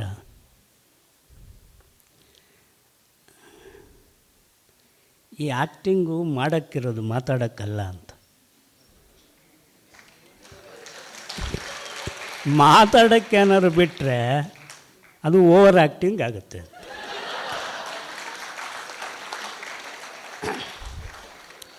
ಆ್ಯಕ್ಟರು ಇಂಡಿವಿಜುವಲ್ ಅಲ್ಲ, ಮೊದಲು ತಿಳ್ಕೊಬೇಕು. Is not a individual. Individual ಆದರೆ ಅವನ ಆ್ಯಕ್ಟರ್ ಆಗಲ್ಲ, ಹಾಳಾದವನು ಆಗ್ಬಿಡ್ತಾನೆ. Actor is a social being. ಅವನು ಯಾವಾಗಲೂ ಕೂಡ ಅತ್ಯಂತ ಸೂಕ್ಷ್ಮವಾಗಿ, ಜೀವಂತವಾಗಿ ಸಮಾಜದ ಬದುಕಿನ ಒಳಗೆ ತಾನು ಹಂಚಿಕೆದಾರನಾಗಿ, ಅಂದರೆ ಕೊಡೋದು ಮತ್ತು ತಗೊಳ್ಳೋದು, ತಗೊಳ್ಳೋದು ಮತ್ತು ಕೊಡೋದು, ಇದರಲ್ಲಿ ನಂಟಸ್ತಿಕೆ ಮಾಡಬಾರ್ದು. ಅದು ಕ್ರೈಮ್ ಅಂತ ಕರೀತಾರೆ ಆ್ಯಕ್ಟಿಂಗಲ್ಲಿ. ಅಲ್ಲೇನ ನಂಟಸ್ತಿಗೆ ಮಾಡಿಬಿಟ್ಟು ಒಂದು ಪಾಪ್ಯುಲಾರಿಟಿ ಇದೆ, ಇನ್ನೊಂದು ಪ್ರೊಲೆಟೇರಿಯನ್ ಇದೆ. ಆ್ಯಕ್ಟರ್ ಯಾವಾಗಲೂ ಪ್ರೊಲೆಟೇರಿಯನ್. ಅವನು ನೊಂದವರ ಪರ ಇರ್ತಾನೆ, ಬದುಕಿನ ಪರ ಇರ್ತಾನೆ, ನುಡಿ ನಡೆಯ ಪರ ಇರ್ತಾನೆ. ಸ್ವಲ್ಪ ಸಾಧ್ಯ ಆದಷ್ಟು ನ್ಯಾಚುರಲ್ ಆಗೋಕ್ಕೆ ಪ್ರಯತ್ನ ಮಾಡ್ತಾ ಇರ್ತಾನೆ. ಯಾಕಂದರೆ ಈ ಸೊಸೈಟಿಯ ಸ್ಟ್ರಕ್ಚರ್ ಒಳಗೆ ತಾನೆ ಅವನಿರೋದು. ಅವನೇನು ಭೂತನ? ಸೊಸೈಟಿ ಒಳಗೇನೆ ಅವನಿರೋದು.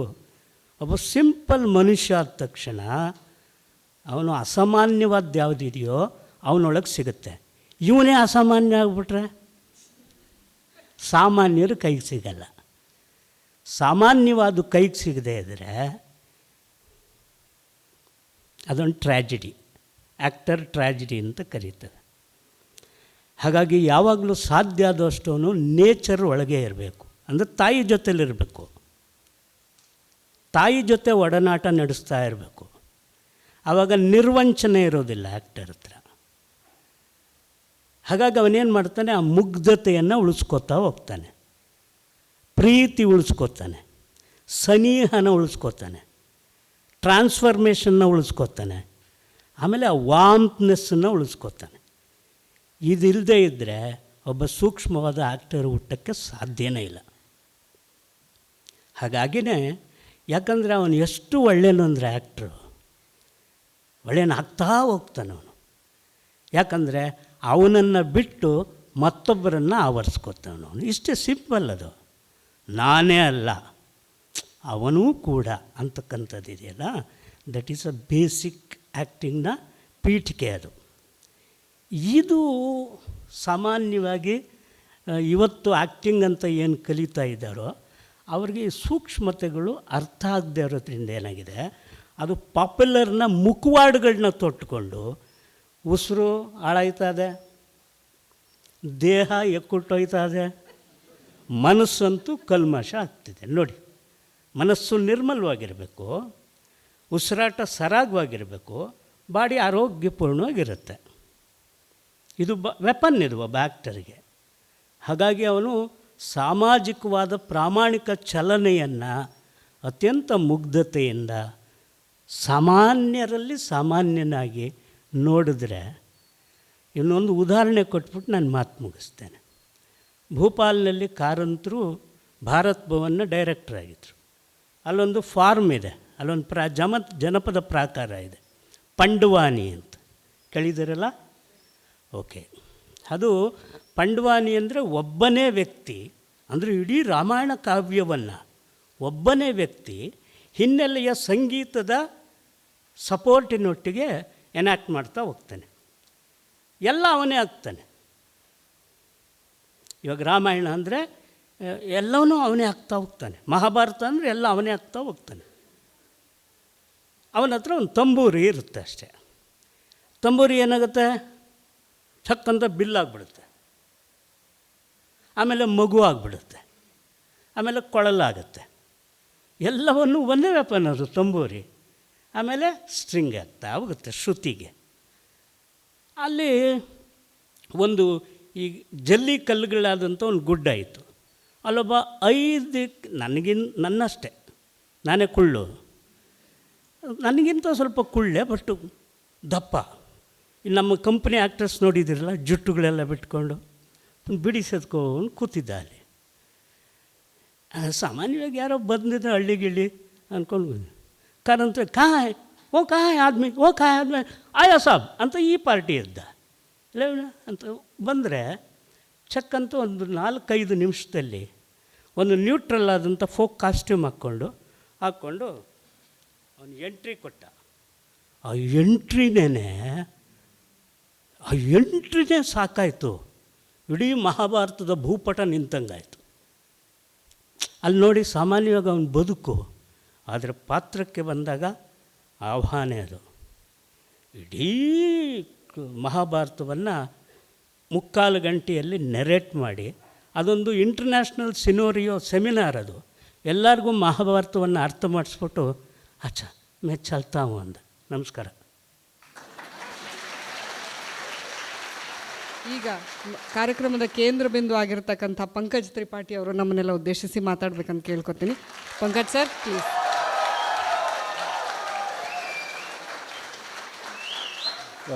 हिंदी बोलूँगा, सब समझ लेंगे ना? ठीक है. English? No, I can't express my thought in English. तो कहीं मिसगाइडेड हो जाएगा. मैं जो कहना चाहूँगा आम आप तक पहुँच जाएगा इमली. हाँ, because my English is not good. मैं हिंदी मीडियम का छात्र रहा हूँ और पानी लेके आया हूँ क्योंकि बीच में कभी भी मेरा मुंह सूख सकता है, पानी पीना पड़ेगा. और दूसरी चीज़, चलिए बात ही करते हैं. मैं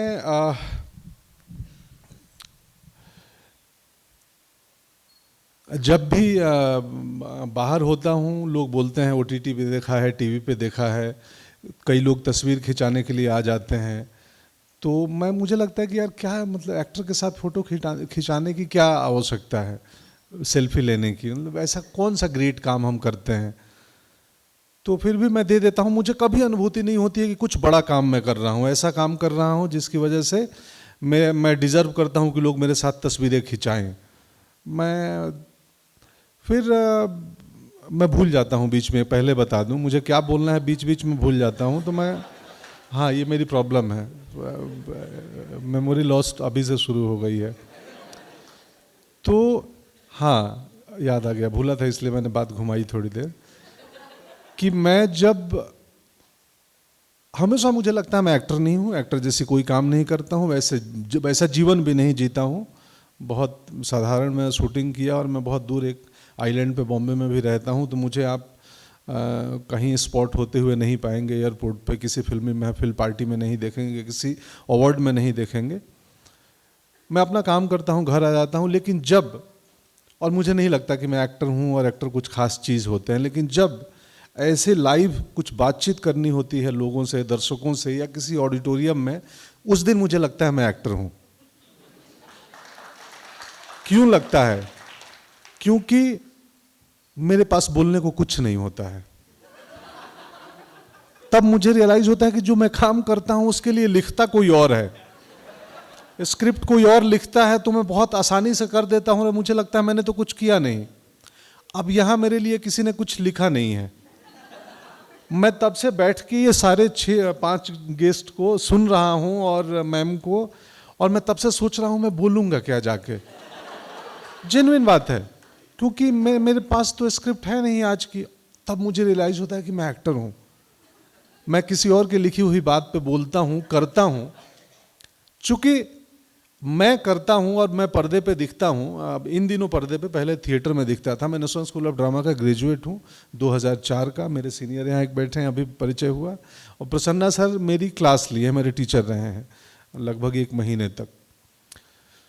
तो यहाँ अनुभूति होती है कि यार राइटर का कितनी बड़ी भूमिका है, रोल है एक एक्टर के जीवन में, कि उसके बगैर हम कुछ ऐसा हैट घुमा के और कोई जादू नहीं कर सकते हैं. जो हमारी जादू है, जो हमारा मैजिक है, वो एक राइटर के द्वारा लिखा होता है. चूँकि चेहरा हम होते हैं, फेस वैल्यू बोलते हैं ना आजकल मार्केटिंग के टर्म्स में, तो फेस वैल्यू हम होते हैं पर्दे पे. तो लोगों को लग जाता है कि वो जो कैरेक्टर की अच्छाई है वो इस आदमी की अच्छाई होगी. तो कई बार वेल रिटन रोल को बढ़िया एक्टर मान लेते हैं लोग. कि एक्टर खराब बहुत सारे हमारे हिंदी, कन्नड़ा, तमिल, तेलुगु, खराब एक्टर भी बहुत पॉपुलर हुए होंगे क्योंकि अच्छे रोल लिखे हुए मिल गए उनको. तो हम वेल एक्टेड और वेल रिटन रोल का अंतर हमारी आम दर्शक बहुत कम जानती है और जानने की ज़रूरत भी नहीं है। जो यहाँ लग गया वो वेल रिटन था कि वेल एक्टेड था, छोड़ दो। ऑडियंस कभी भी उस तर्क में नहीं जाती है कि मुझे क्यों अच्छा लगा। प्रेमिका जब प्रेम करती है ना तो उस प्रेमी में नहीं देखती है क्या अच्छा लगा, दूसरा लड़का परेशान हो जाता है इसको कैसे लाइक कर दिया। तो ऑडियंस और अभिनेता का रिश्ता जो है ना वही मोहब्बत वाला है, प्रेम वाला है। वो क्यों होता है, कब हो जाता है और कितना दिन चलेगा इसकी कोई गारंटी नहीं है। तो खैर अब मैं अपनी बात करता हूँ। मैं बिगनिंग में थिएटर का अभिनेता था, 96 से लेके 2004 तक फुल टाइमर थिएटर एक्टर था, बिल्कुल एक्टिव, सिर्फ रंगमंच ही करता था। मुंबई जाने की मेरी कोई प्लानिंग थी नहीं, चूँकि हिंदी थिएटर में कमर्शियल बिल्कुल नहीं है, सर्वाइवल मुश्किल है हिंदी थिएटर में। हम पटना में थे तो फिर एक ही रास्ता बचता है हिंदी एक्टर्स के लिए कि मुंबई जाओ और फिल्मों में छोटे मोटे रोल शुरू करो। मैम जो टॉपिक में एक चर्चा था कि एक्टर्स को वो स्पॉट होते हैं, मीडिया उनकी चर्चा करती है और उतना ऐसा क्या करते हैं या उनको क्या करना चाहिए। तो मुंबई में सर्वाइवल के लिए आया, फिर भूल चुका हूँ मुझे क्या बोलना था, तो मुझे खुद ही पानी पी लेता हूँ। यार ऐसा लग रहा है इधर वाले ही हिंदी समझ रहे हैं, बाकी कम समझ रहे हैं उधर वाले। ठीक,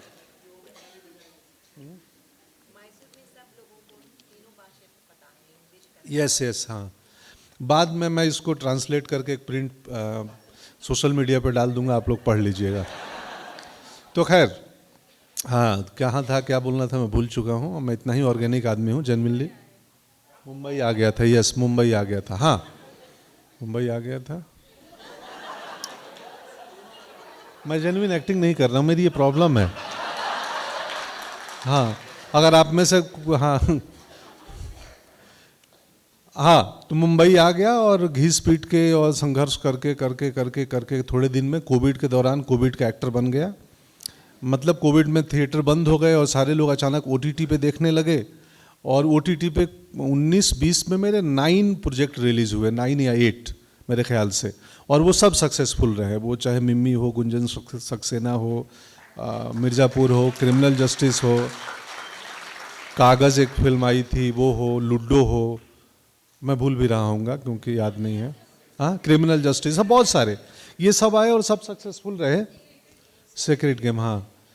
तो अब मेरी डिमांड अचानक हिंदी सिनेमा में बतौर एक्टर बढ़ गई, लोग लगे पूछने। तो मैं बोला यार मैं थका हुआ हूँ, बीच में एक एक्सीडेंट हो गया था तो बीमार चल रहा था, मेरे एक्टिंग से मन उब जाए कि अब नहीं हो गया, अब थोड़ी छुट्टी चाहिए, तो प्राइस बताओ प्राइस। तो ऐसा कि अचानक मुझे एक दिन मैं बोला नहीं करना चाहता हूँ, तो फिल्म बोला अरे सर ब्लैंक चेक रख दूंगा आप भर लो। तो मुझे लगा आप सच में बोल रहे हैं, ऐसा होगा क्या? बोला हाँ पंकज जी सच में बोल रहे हैं। अरे पिंटू निकाल चेक दे इनको। तो मुझे लगा अरे गुरु एक्टिंग में इतने पैसे हैं, हाँ हम तो अभी तक फालतू में मेहनत कर रहे थे। तो खैर अब उसके बाद ना मैं ये खुद की तारीफ करना अच्छा नहीं लगता है, लेकिन चूंकि हमें एक्ट्रेस और एक्टर का रिश्ता क्या है दर्शकों से और प्रोड्यूसर से और लेखक से, और उसके आचरण में उसका अपना कैरेक्टर कैसा होना चाहिए, वो कैरेक्टर जो वो प्ले कर रहा है और वो कैरेक्टर जो आम जीवन में जी रहा है जो वो है, तो इसलिए मैं ये बातें कह रहा हूँ। तो इसमें वो बताने की ज़रूरत नहीं है कि मेरे पास, लेकिन उस समझाने के लिए तो मैं प्रोफेशनली हिंदी सिनेमा में अपने इस टाइम पे अति व्यस्त एक्टरों में से हूँ। मेरा डेट पाना सच में मुश्किल काम है। मेरे अगर चाचा भी फिल्म बनाना चाहें तो 1 साल बाद डेट मिलेगा, या मेरी वाइफ। इस वक्त में मेरे अंदर क्या होना चाहिए सबसे अधिक, आप लोग बताइए।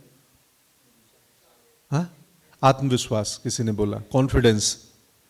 इस वक्त मुझे संदेह होने लगा अपने एक्टर होने पे कि यार मैं मतलब एक्टिंग कितना जानता हूँ मैं मुझे किसी शिक्षक के पास चलना चाहिए। मैं दिल्ली गया, अनुराधा कपूर जी से मिला, मेरी एक टीचर रही हैं। मैं प्रसन्ना सर से बात किया, फिर मैसूर आया मिलने उनसे और उनसे आग्रह करने की एक हफ्ते 10 दिन का एक वर्कशॉप करते हैं मुंबई में हम लोग, और जिसमें मैं चाहता हूँ, क्योंकि मैं थोड़ा लर्निंग करूं, मुझे संदेह होने लगा है कि मैं एक्टिंग को कितना जानता हूं। मुझे एकेडमिक्स की तरफ जाना चाहिए, मुझे पढ़ना चाहिए, मुझे दुनिया में और काम कहाँ कहाँ एक्टिंग पे क्या हो रहा है वो सीखना चाहिए, क्योंकि बाजार तो बोल रहा है मुझे कि जो तुम करते हो वहीं कर दो और कुछ नहीं चाहिए। स्क्रिप्ट आती हैं कई बार एड फिल्म्स की जिसमें लिखा होता है ब्रैकेट में पंकज त्रिपाठी सिग्नेचर नॉड।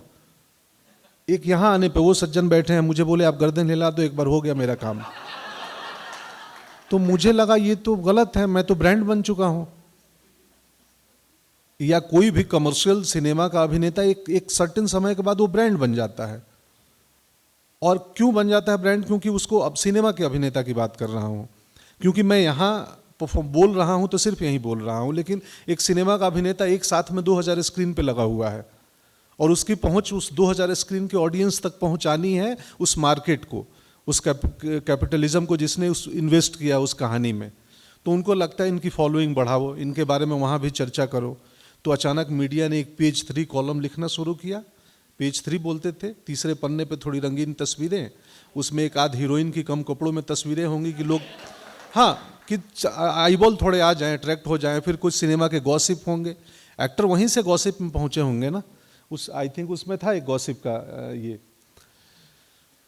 तो मैं फिर भूल चुका हूँ, क्योंकि मेरे साथ प्रॉब्लम है, मेरे बहुत सारे थॉट्स चलते हैं एक साथ में, तो एक बोलता हूँ और दूसरे में थोड़ी देर तक डाइवर्ट होकर खुद भी भूल जाता हूँ।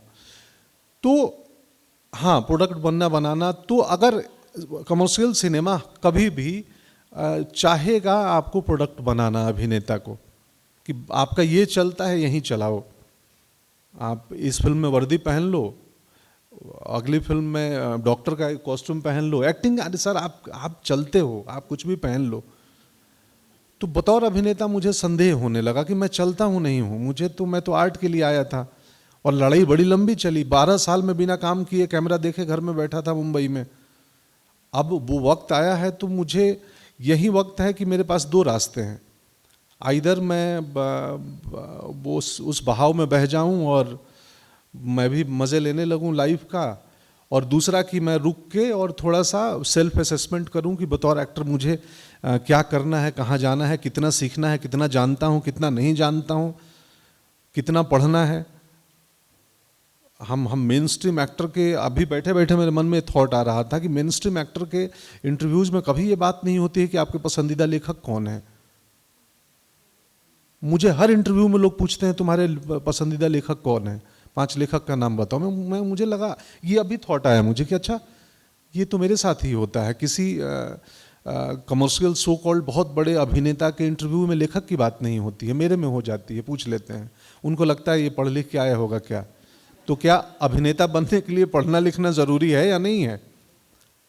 अगेन, तो मेरे मन में संदेह आया और मुझे लगा कि चलो अपने गुरु के पास चलते हैं, कुछ नहीं बैठेंगे, हम उनसे हैंडलूम कपड़े की बात करेंगे, सुनेंगे, कुछ तो समझेगा, मेरा संदेह है थोड़ा दूर होगा या नहीं भी दूर होगा।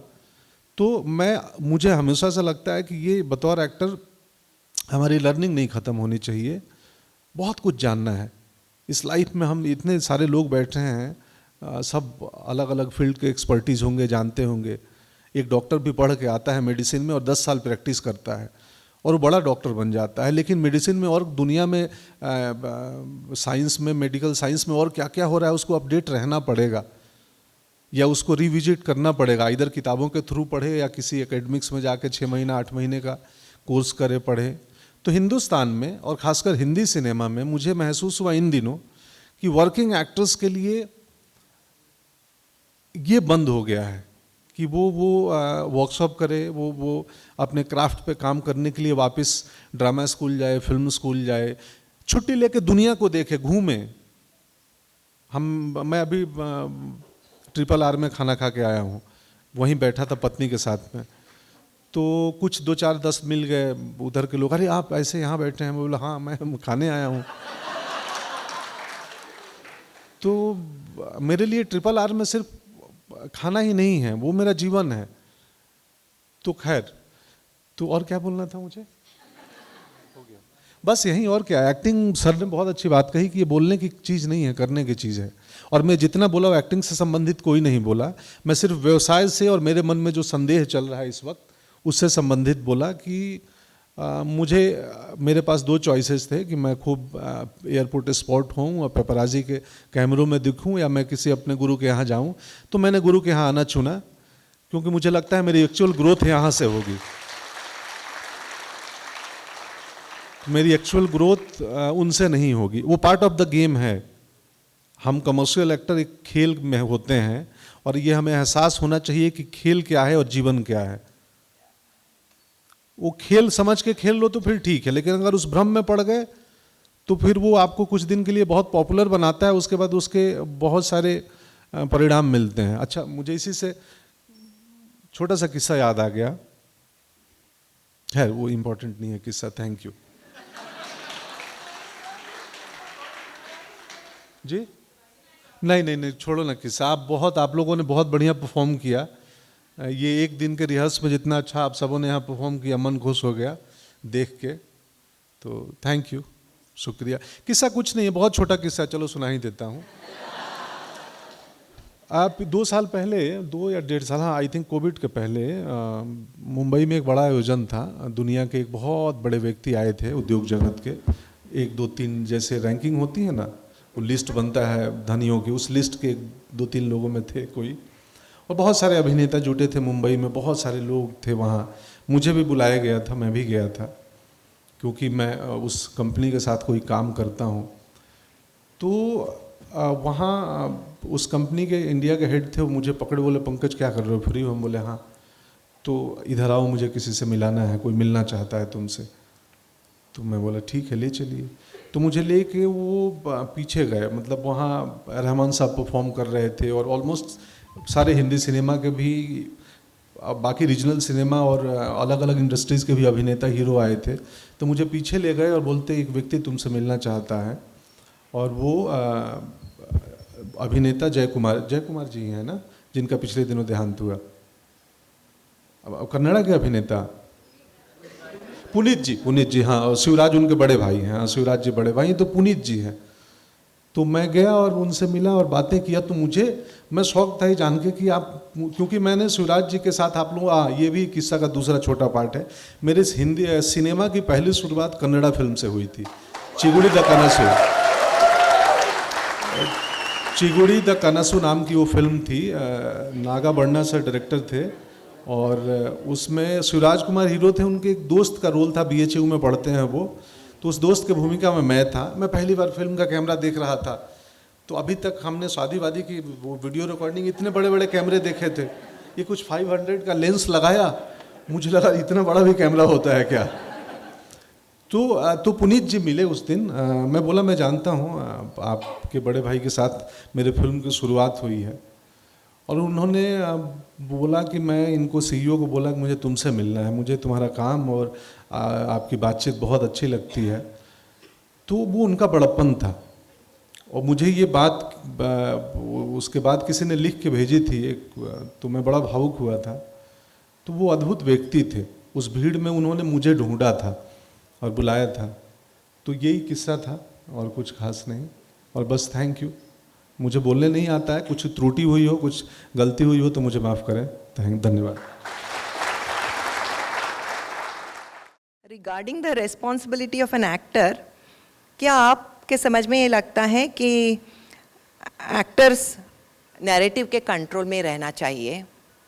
क्योंकि ये वेब सीरीज़ में सभी विमेन को ऑब्जेक्टिफाई करते हैं और टॉक्सिक मैस्कुलिनिटी जो है उसको एनकरेज करते हैं 21st सेंचुरी वेब सीरीज़ में आजकल का जो है। तो आपको एक क्या लगता है? क्या नहीं, वो एक्टर के, वो तो उसके लिए तो जिम्मेदार लेखक हैं, राइटर हैं जो क्रिएट करते हैं। एक्टर को तो मिलते हैं स्क्रिप्ट और पैसे की, आओ ये बोल के जाओ, ये करो और जाओ। वो अलग बात है कि चूंकि चेहरा उसका फेस वैल्यू है तो लगता है कि वही कर रहा होगा। मुझे कई बार लोग शुरुआत में मिलते थे तो मेरे किरदारों से आपसे डर लगता है। आफ्टर गैंग्स ऑफ वसेपुर मुझे कई लोग बोले डर लगता, क्यों डर लगता है? तो ये वो सुल्तान, मैं बोला मैं सुल्तान मेरा कैरेक्टर है, मैं साधारण व्यक्ति हूँ आपकी तरह। तो वो कंट्रोल होना चाहिए, लेकिन वो एक एक्टर से ज़्यादा ये डायरेक्टर राइटर्स की चीज़ है। और मुझे लगता है कि कोई भी जिम्मेदार स्टोरी टेलर अगर है तो वो एक सेल्फ सेंसर रखता है अपना, कि मैं क्या लिखूंगा, और विदाउट सेंसर बोर्ड, चूँकि अभी तक OTT पे नहीं है, बट एक रिस्पॉन्सिबल स्टोरी टेलर अपना एक सेल्फ सेंसर रखता है और रखना चाहिए उसको।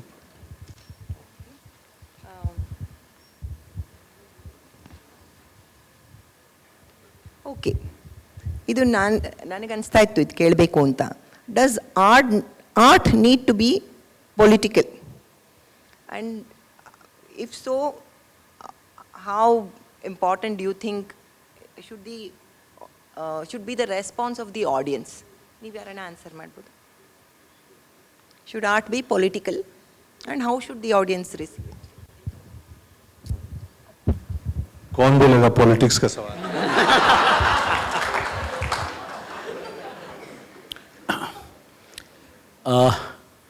ಒಂದು ಸಮೂಹ ಒಂದು ಟೆಕ್ಸ್ಟನ್ನು ಒಟ್ಟಿಗೆ ತಗೊಂಡು ಒಂದು ಬದುಕನ್ನು ಕಟ್ಟೋದಕ್ಕೆ ಹೊರಟಿದೆ ಅಂದರೆ ಅದು ಅಪ್ಪಟ ಪೊಲಿಟಿಕ್ಸ್.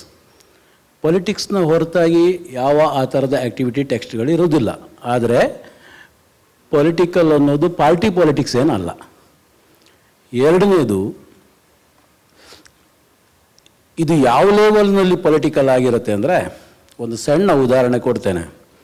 ಸ್ಕೂಲ್ನಲ್ಲಿ ಯಾರನ್ನಾದರೂ ನಾವು ಬೆಂಚಿನ ಮೇಲೆ ನಿಂತ್ಕೋ ಅಂದರೆ ಅದು ಪನಿಷ್ಮೆಂಟ್.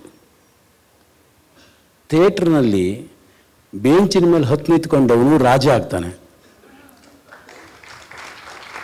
ಸೊ ಈ ಟೈಮ್ ಆ್ಯಂಡ್ ಸ್ಪೇಸನ್ನು ನೋಡುವ, ಕನ್ವರ್ಟ್ ಮಾಡುವ ಬಗೆಯಲ್ಲಿಯೇ ಭಾಳ ದೊಡ್ಡ ಪೊಲಿಟಿಕಲ್ ಥಿಂಕಿಂಗ್ ಇದೆ. ಆದ್ದರಿಂದ ನನ್ನನ್ನು ಕೇಳಿದರೆ ಥಿಯೇಟ್ರ್ ವರ್ಕ್ ಮಾಡೋದಿದೆಯಲ್ಲ, ಅದು ಪಕ್ಕ ಪೊಲಿಟಿಕಲ್ ವರ್ಕೆ.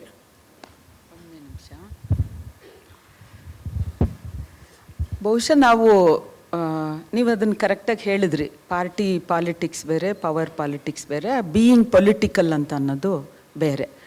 ತನ್ನ ಸುತ್ತಮುತ್ತಲಿನ ಆಗು ಹೋಗುಗಳಿಗೆ ಜಾಗೃತವಾಗಿ ಇರುವಂಥದ್ದು. ಆ ಅರ್ಥದಲ್ಲಿ ನಾವು ಎಲ್ಲರನ್ನು ಪೊಲಿಟಿಕಲಾಗಿ ಇರಲೇಬೇಕಾಗುತ್ತೆ.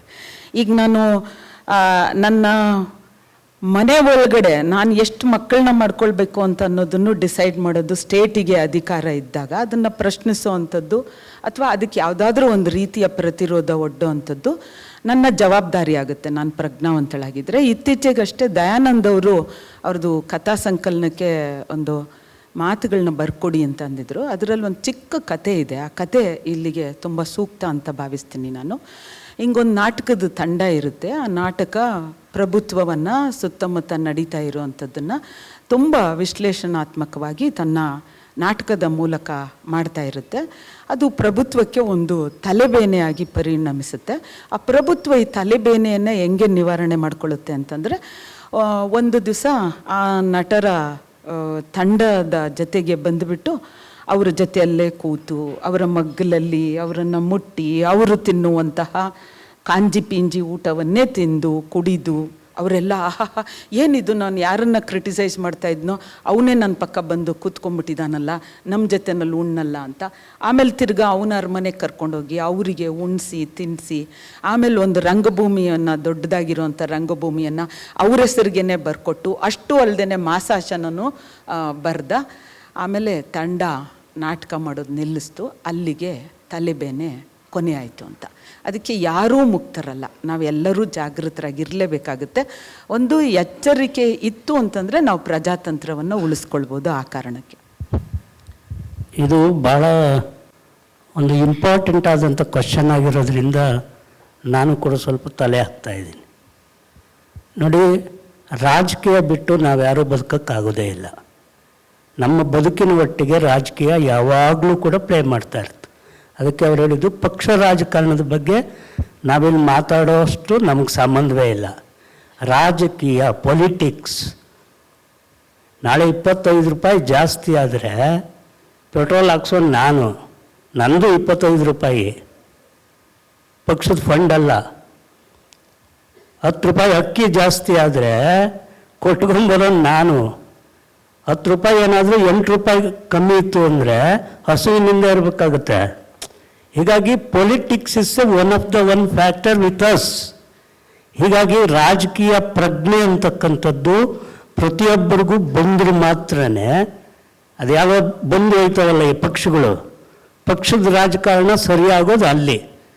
ನನಗೂ ರಾಜಕೀಯಕ್ಕೂ ಸಂಬಂಧ ಇಲ್ಲಪ್ಪ ಅಂದರೆ ನಾನು ಬದುಕಿಲ್ಲ ಅಂತ ಅರ್ಥ. ನಾನು ಬದುಕಿದ ಮೇಲೆ ರಾಜಕೀಯ ನನ್ನ ಜೊತೆಯಲ್ಲಿ ಪ್ಲೇ ಮಾಡ್ತಾ ಇರುತ್ತೆ ಅನ್ನೋ ರಾಜಕೀಯ ಪ್ರಜ್ಞೆ ಇದ್ದಾಗ ಮಾತ್ರ ನನ್ನ ಡಿಸಿಷನ್ ಕರೆಕ್ಟಾಗಿರುತ್ತವೆ. ಅದರಲ್ಲೂ ನಮ್ಮ ನಾಟಕಗಳಲ್ಲಿ ಆ ಪ್ರಜ್ಞೆಯ ಸೂಕ್ಷ್ಮಾತಿ ಸೂಕ್ಷ್ಮಗಳು ವರ್ಕೌಟ್ ಆಗಲಿಲ್ಲ ಅಂದರೆ ಕ್ಯಾರೆಕ್ಟರ್ ರಿಲೇಷನ್ಶಿಪ್ ಕೆಟ್ಟೋಯ್ತದೆ. ಒಟ್ಟು ಸಂಯೋಜನೆ ಆಗೋದೇ ಪೊಲಿಟಿಕಲ್ ನಿರ್ಧಾರದ ಮೇಲೆ. ಎಲ್ಲ ಕಡೆ ಪೊಲಿಟಿಕ್ಸ್ ಇರುತ್ತೆ. ಪೊಲಿಟಿಕ್ಸ್ ಅಂದರೆ ರಾಜಕೀಯ. ಅದೊಂದು ಕಹಾವತ್ತಿದೆ, ರಾಜಕಾರಣ ಕಲೆಯಂತೆ ರಾಜಕಾರಣಿ ಕವಿಯಂತೆ ಅಂತ. ಲೆಕ್ಕ ಹಾಕ್ಕೊಳ್ಳಿ. Politics is A art. Politician it should be artist. But ಈಗ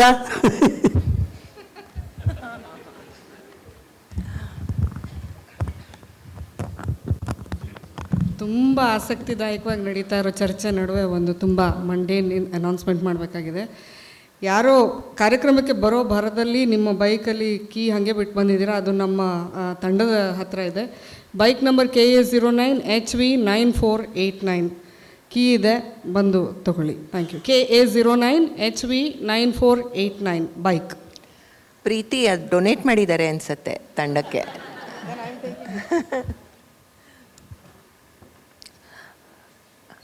पंकज जी, एक क्वेश्चन, ये जनरल क्वेश्चन है, आप भी आंसर कर सकते हैं. Okay. You all played many different roles. You continue to play many different roles. ನೀವೆಲ್ಲ ಬೇರೆ ಬೇರೆ ರೋಲ್ ಮಾಡ್ತಾ ಇರ್ತೀರಾ. ನಿಮ್ಗೆ ಯಾವತ್ತಾನ ಬೆಳಗ್ಗೆ ಎದ್ಬಿಟ್ಟು ನಾನು ಇವತ್ತು ಯಾರು ಅಂತ ಅನ್ಸತ್ತಾ?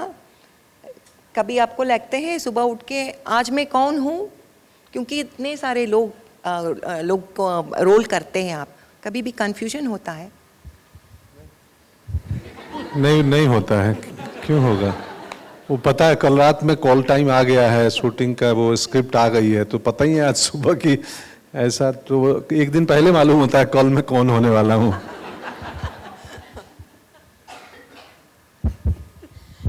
ನಾವು ನಾಟಕ ಮಾಡಬೇಕಾದ್ರೆ ಕಳೆದೋದ್ರೆ ನಮ್ಮ ಗುರುಗಳು ಯಾವಾಗಲೂ ಅನ್ನೋರು, ಅದು ಅದ್ರ ಒಳಗೆ ಕಳೆದೋಗಿ ಮೈ ಮರೆತಾಗ ಸರಸ್ವತಿ ಅಂತ ಕೂಗಿದ್ರೆ ನನಗೆ ಎಲ್ಲೋ ಇರ್ತಿದ್ದೆ ಅಲ್ಲ, ಒಂದು ಪಾಠ ಹೇಳ್ಕೊಟ್ಟಿದ್ದು. ನಾಟಕ ಅಭಿನಯಿಸುವಾಗ ನಾನು ಸರಸ್ವತಿ ಅಂದರೆ ನೀನು ಸರಸ್ವತಿಯಾಗಿ ಉತ್ತರ ಹೇಳಬೇಕು ಅಂತ, ಲಕ್ಕಬ್ಬೆ ಆಗಿ ಅಲ್ಲ, ಕಳೆದೋಗ್ಬೇಡ ಅಂತ ಹೇಳ್ತಿದ್ರು. ಸೊ ನಾನು ಸದಾ ಜಾಗೃತಳಾಗೇ ಇರ್ತೀನಿ. ಅದನ್ನು ಮಾಡೋವಾಗ ಮಾತ್ರ ಅದನ್ನು ಅನುಭವಿಸ್ತೀನಿ ಹೊರತು ಆಮೇಲೆ ನಾನು ಬೇರೆನೆ, ನಾನು ಸರಸ್ವತಿ. ಅದು ಸ್ಟೇಜ್ ಮೇಲೆ ಅಂತನೋ ಜೀವನದಲ್ಲಿ ಅಂತನೋ? ಬೆಳಿಗ್ಗೆ ಕೂಡ ಅಬುಲ್ ಸಲಾಂ ಆಗಿದೆಯಾ? ನಾನು ಯಾರು ಅಂತ ನಾನು ಆ್ಯಕ್ಟಿಂಗ್ ಪ್ರಾಕ್ಟೀಸ್ನ ಶುರು ಮಾಡಿದ ಮೇಲೆ ನನ್ನ ಹೆಂಡತಿ ಏನಾದ್ರು ಕೇಳಿದಾಗ ಬರುತ್ತೆ ಪ್ರಶ್ನೆ, ನನ್ನ ಮಗಳೇನಾದರೂ ಕೇಳಿದಾಗ ಈ ಪ್ರಶ್ನೆ ಬರುತ್ತೆ, ಇನ್ಯಾವುದಾದ್ರೂ ನೀಡನ್ನು ಅಲ್ಲಿ ಕ್ಯಾರೆಕ್ಟ್ರಾಗಿ ನಿಭಾಯಿಸೋಕ್ಕಾಗದೆ ಮರ್ತು ಈ ಕಡೆ ಇರ್ತೀನಲ್ಲ, ಆ ನೀಡ್ಗಳೇನಾದರೂ ದುತ್ತಂತ ಎದುರಿಗೆ ಬಂದಾಗ ಹೂ ಆಮ್ ಐ ಅಂತ ಬರುತ್ತೆ.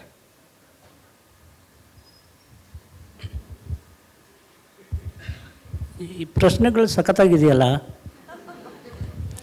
ಆ್ಯಕ್ಚುಲಿ ನಾನು ಯಾರು ಅಂತ ನನಗೆ ಗೊತ್ತಿಲ್ಲದೆ ಇದ್ದರೆ ಇನ್ನೊಬ್ಬ ಹೆಂಗ್ರಿ ಗೊತ್ತಾಯ್ತು ನಮಗೆ? ಏನ್ರಿ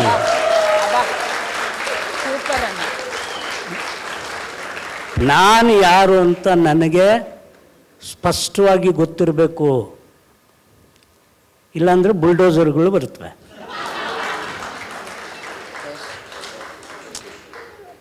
ಬಟ್ ನಾನು ಯಾರು ಅಂತ ಗೊತ್ತಾದರೆ ಯಾರು ಏನೂ ಮಾಡೋಕ್ಕಾಗಲ್ಲ. ಆವಾಗ ಇನ್ನೊಬ್ಬರು ಕೂಡ ನನ್ನ ಹಾಗೆ ಅಂತ ಅರ್ಥ ಆಗ್ತಾರೆ. ಹಾಗಾಗಿ ನಾನಾಗುವುದು, ನನ್ನ ಬಗ್ಗೆ ನಾನು ತಿಳುವಳಿಕೆ ಭಾಳ ಸ್ಪಷ್ಟವಾಗಿರಬೇಕು. ಎಕ್ಸಾಗರೇಷನ್ ಅವಶ್ಯಕತೆ ಇಲ್ಲ. ಅದು ತಪ್ಪು ದಾರಿಗೆ ನನ್ನನ್ನೇ ನಾನೇ ಎಳ್ಕೊಂಡಂಗಾಗತ್ತೆ. ಅದಕ್ಕೇ ಪ್ರೆಸೆನ್ಸ್ ಆಫ್ ಮೈಂಡ್ ಅನ್ನೋದು ಥಿಯೇಟ್ರನ್ನ ಒಂದು ಭಾಳ ಸ್ಟ್ರಾಂಗ್ ಆದಂಥ ವೆಪನ್. ಅದು presence of mind. Thank you.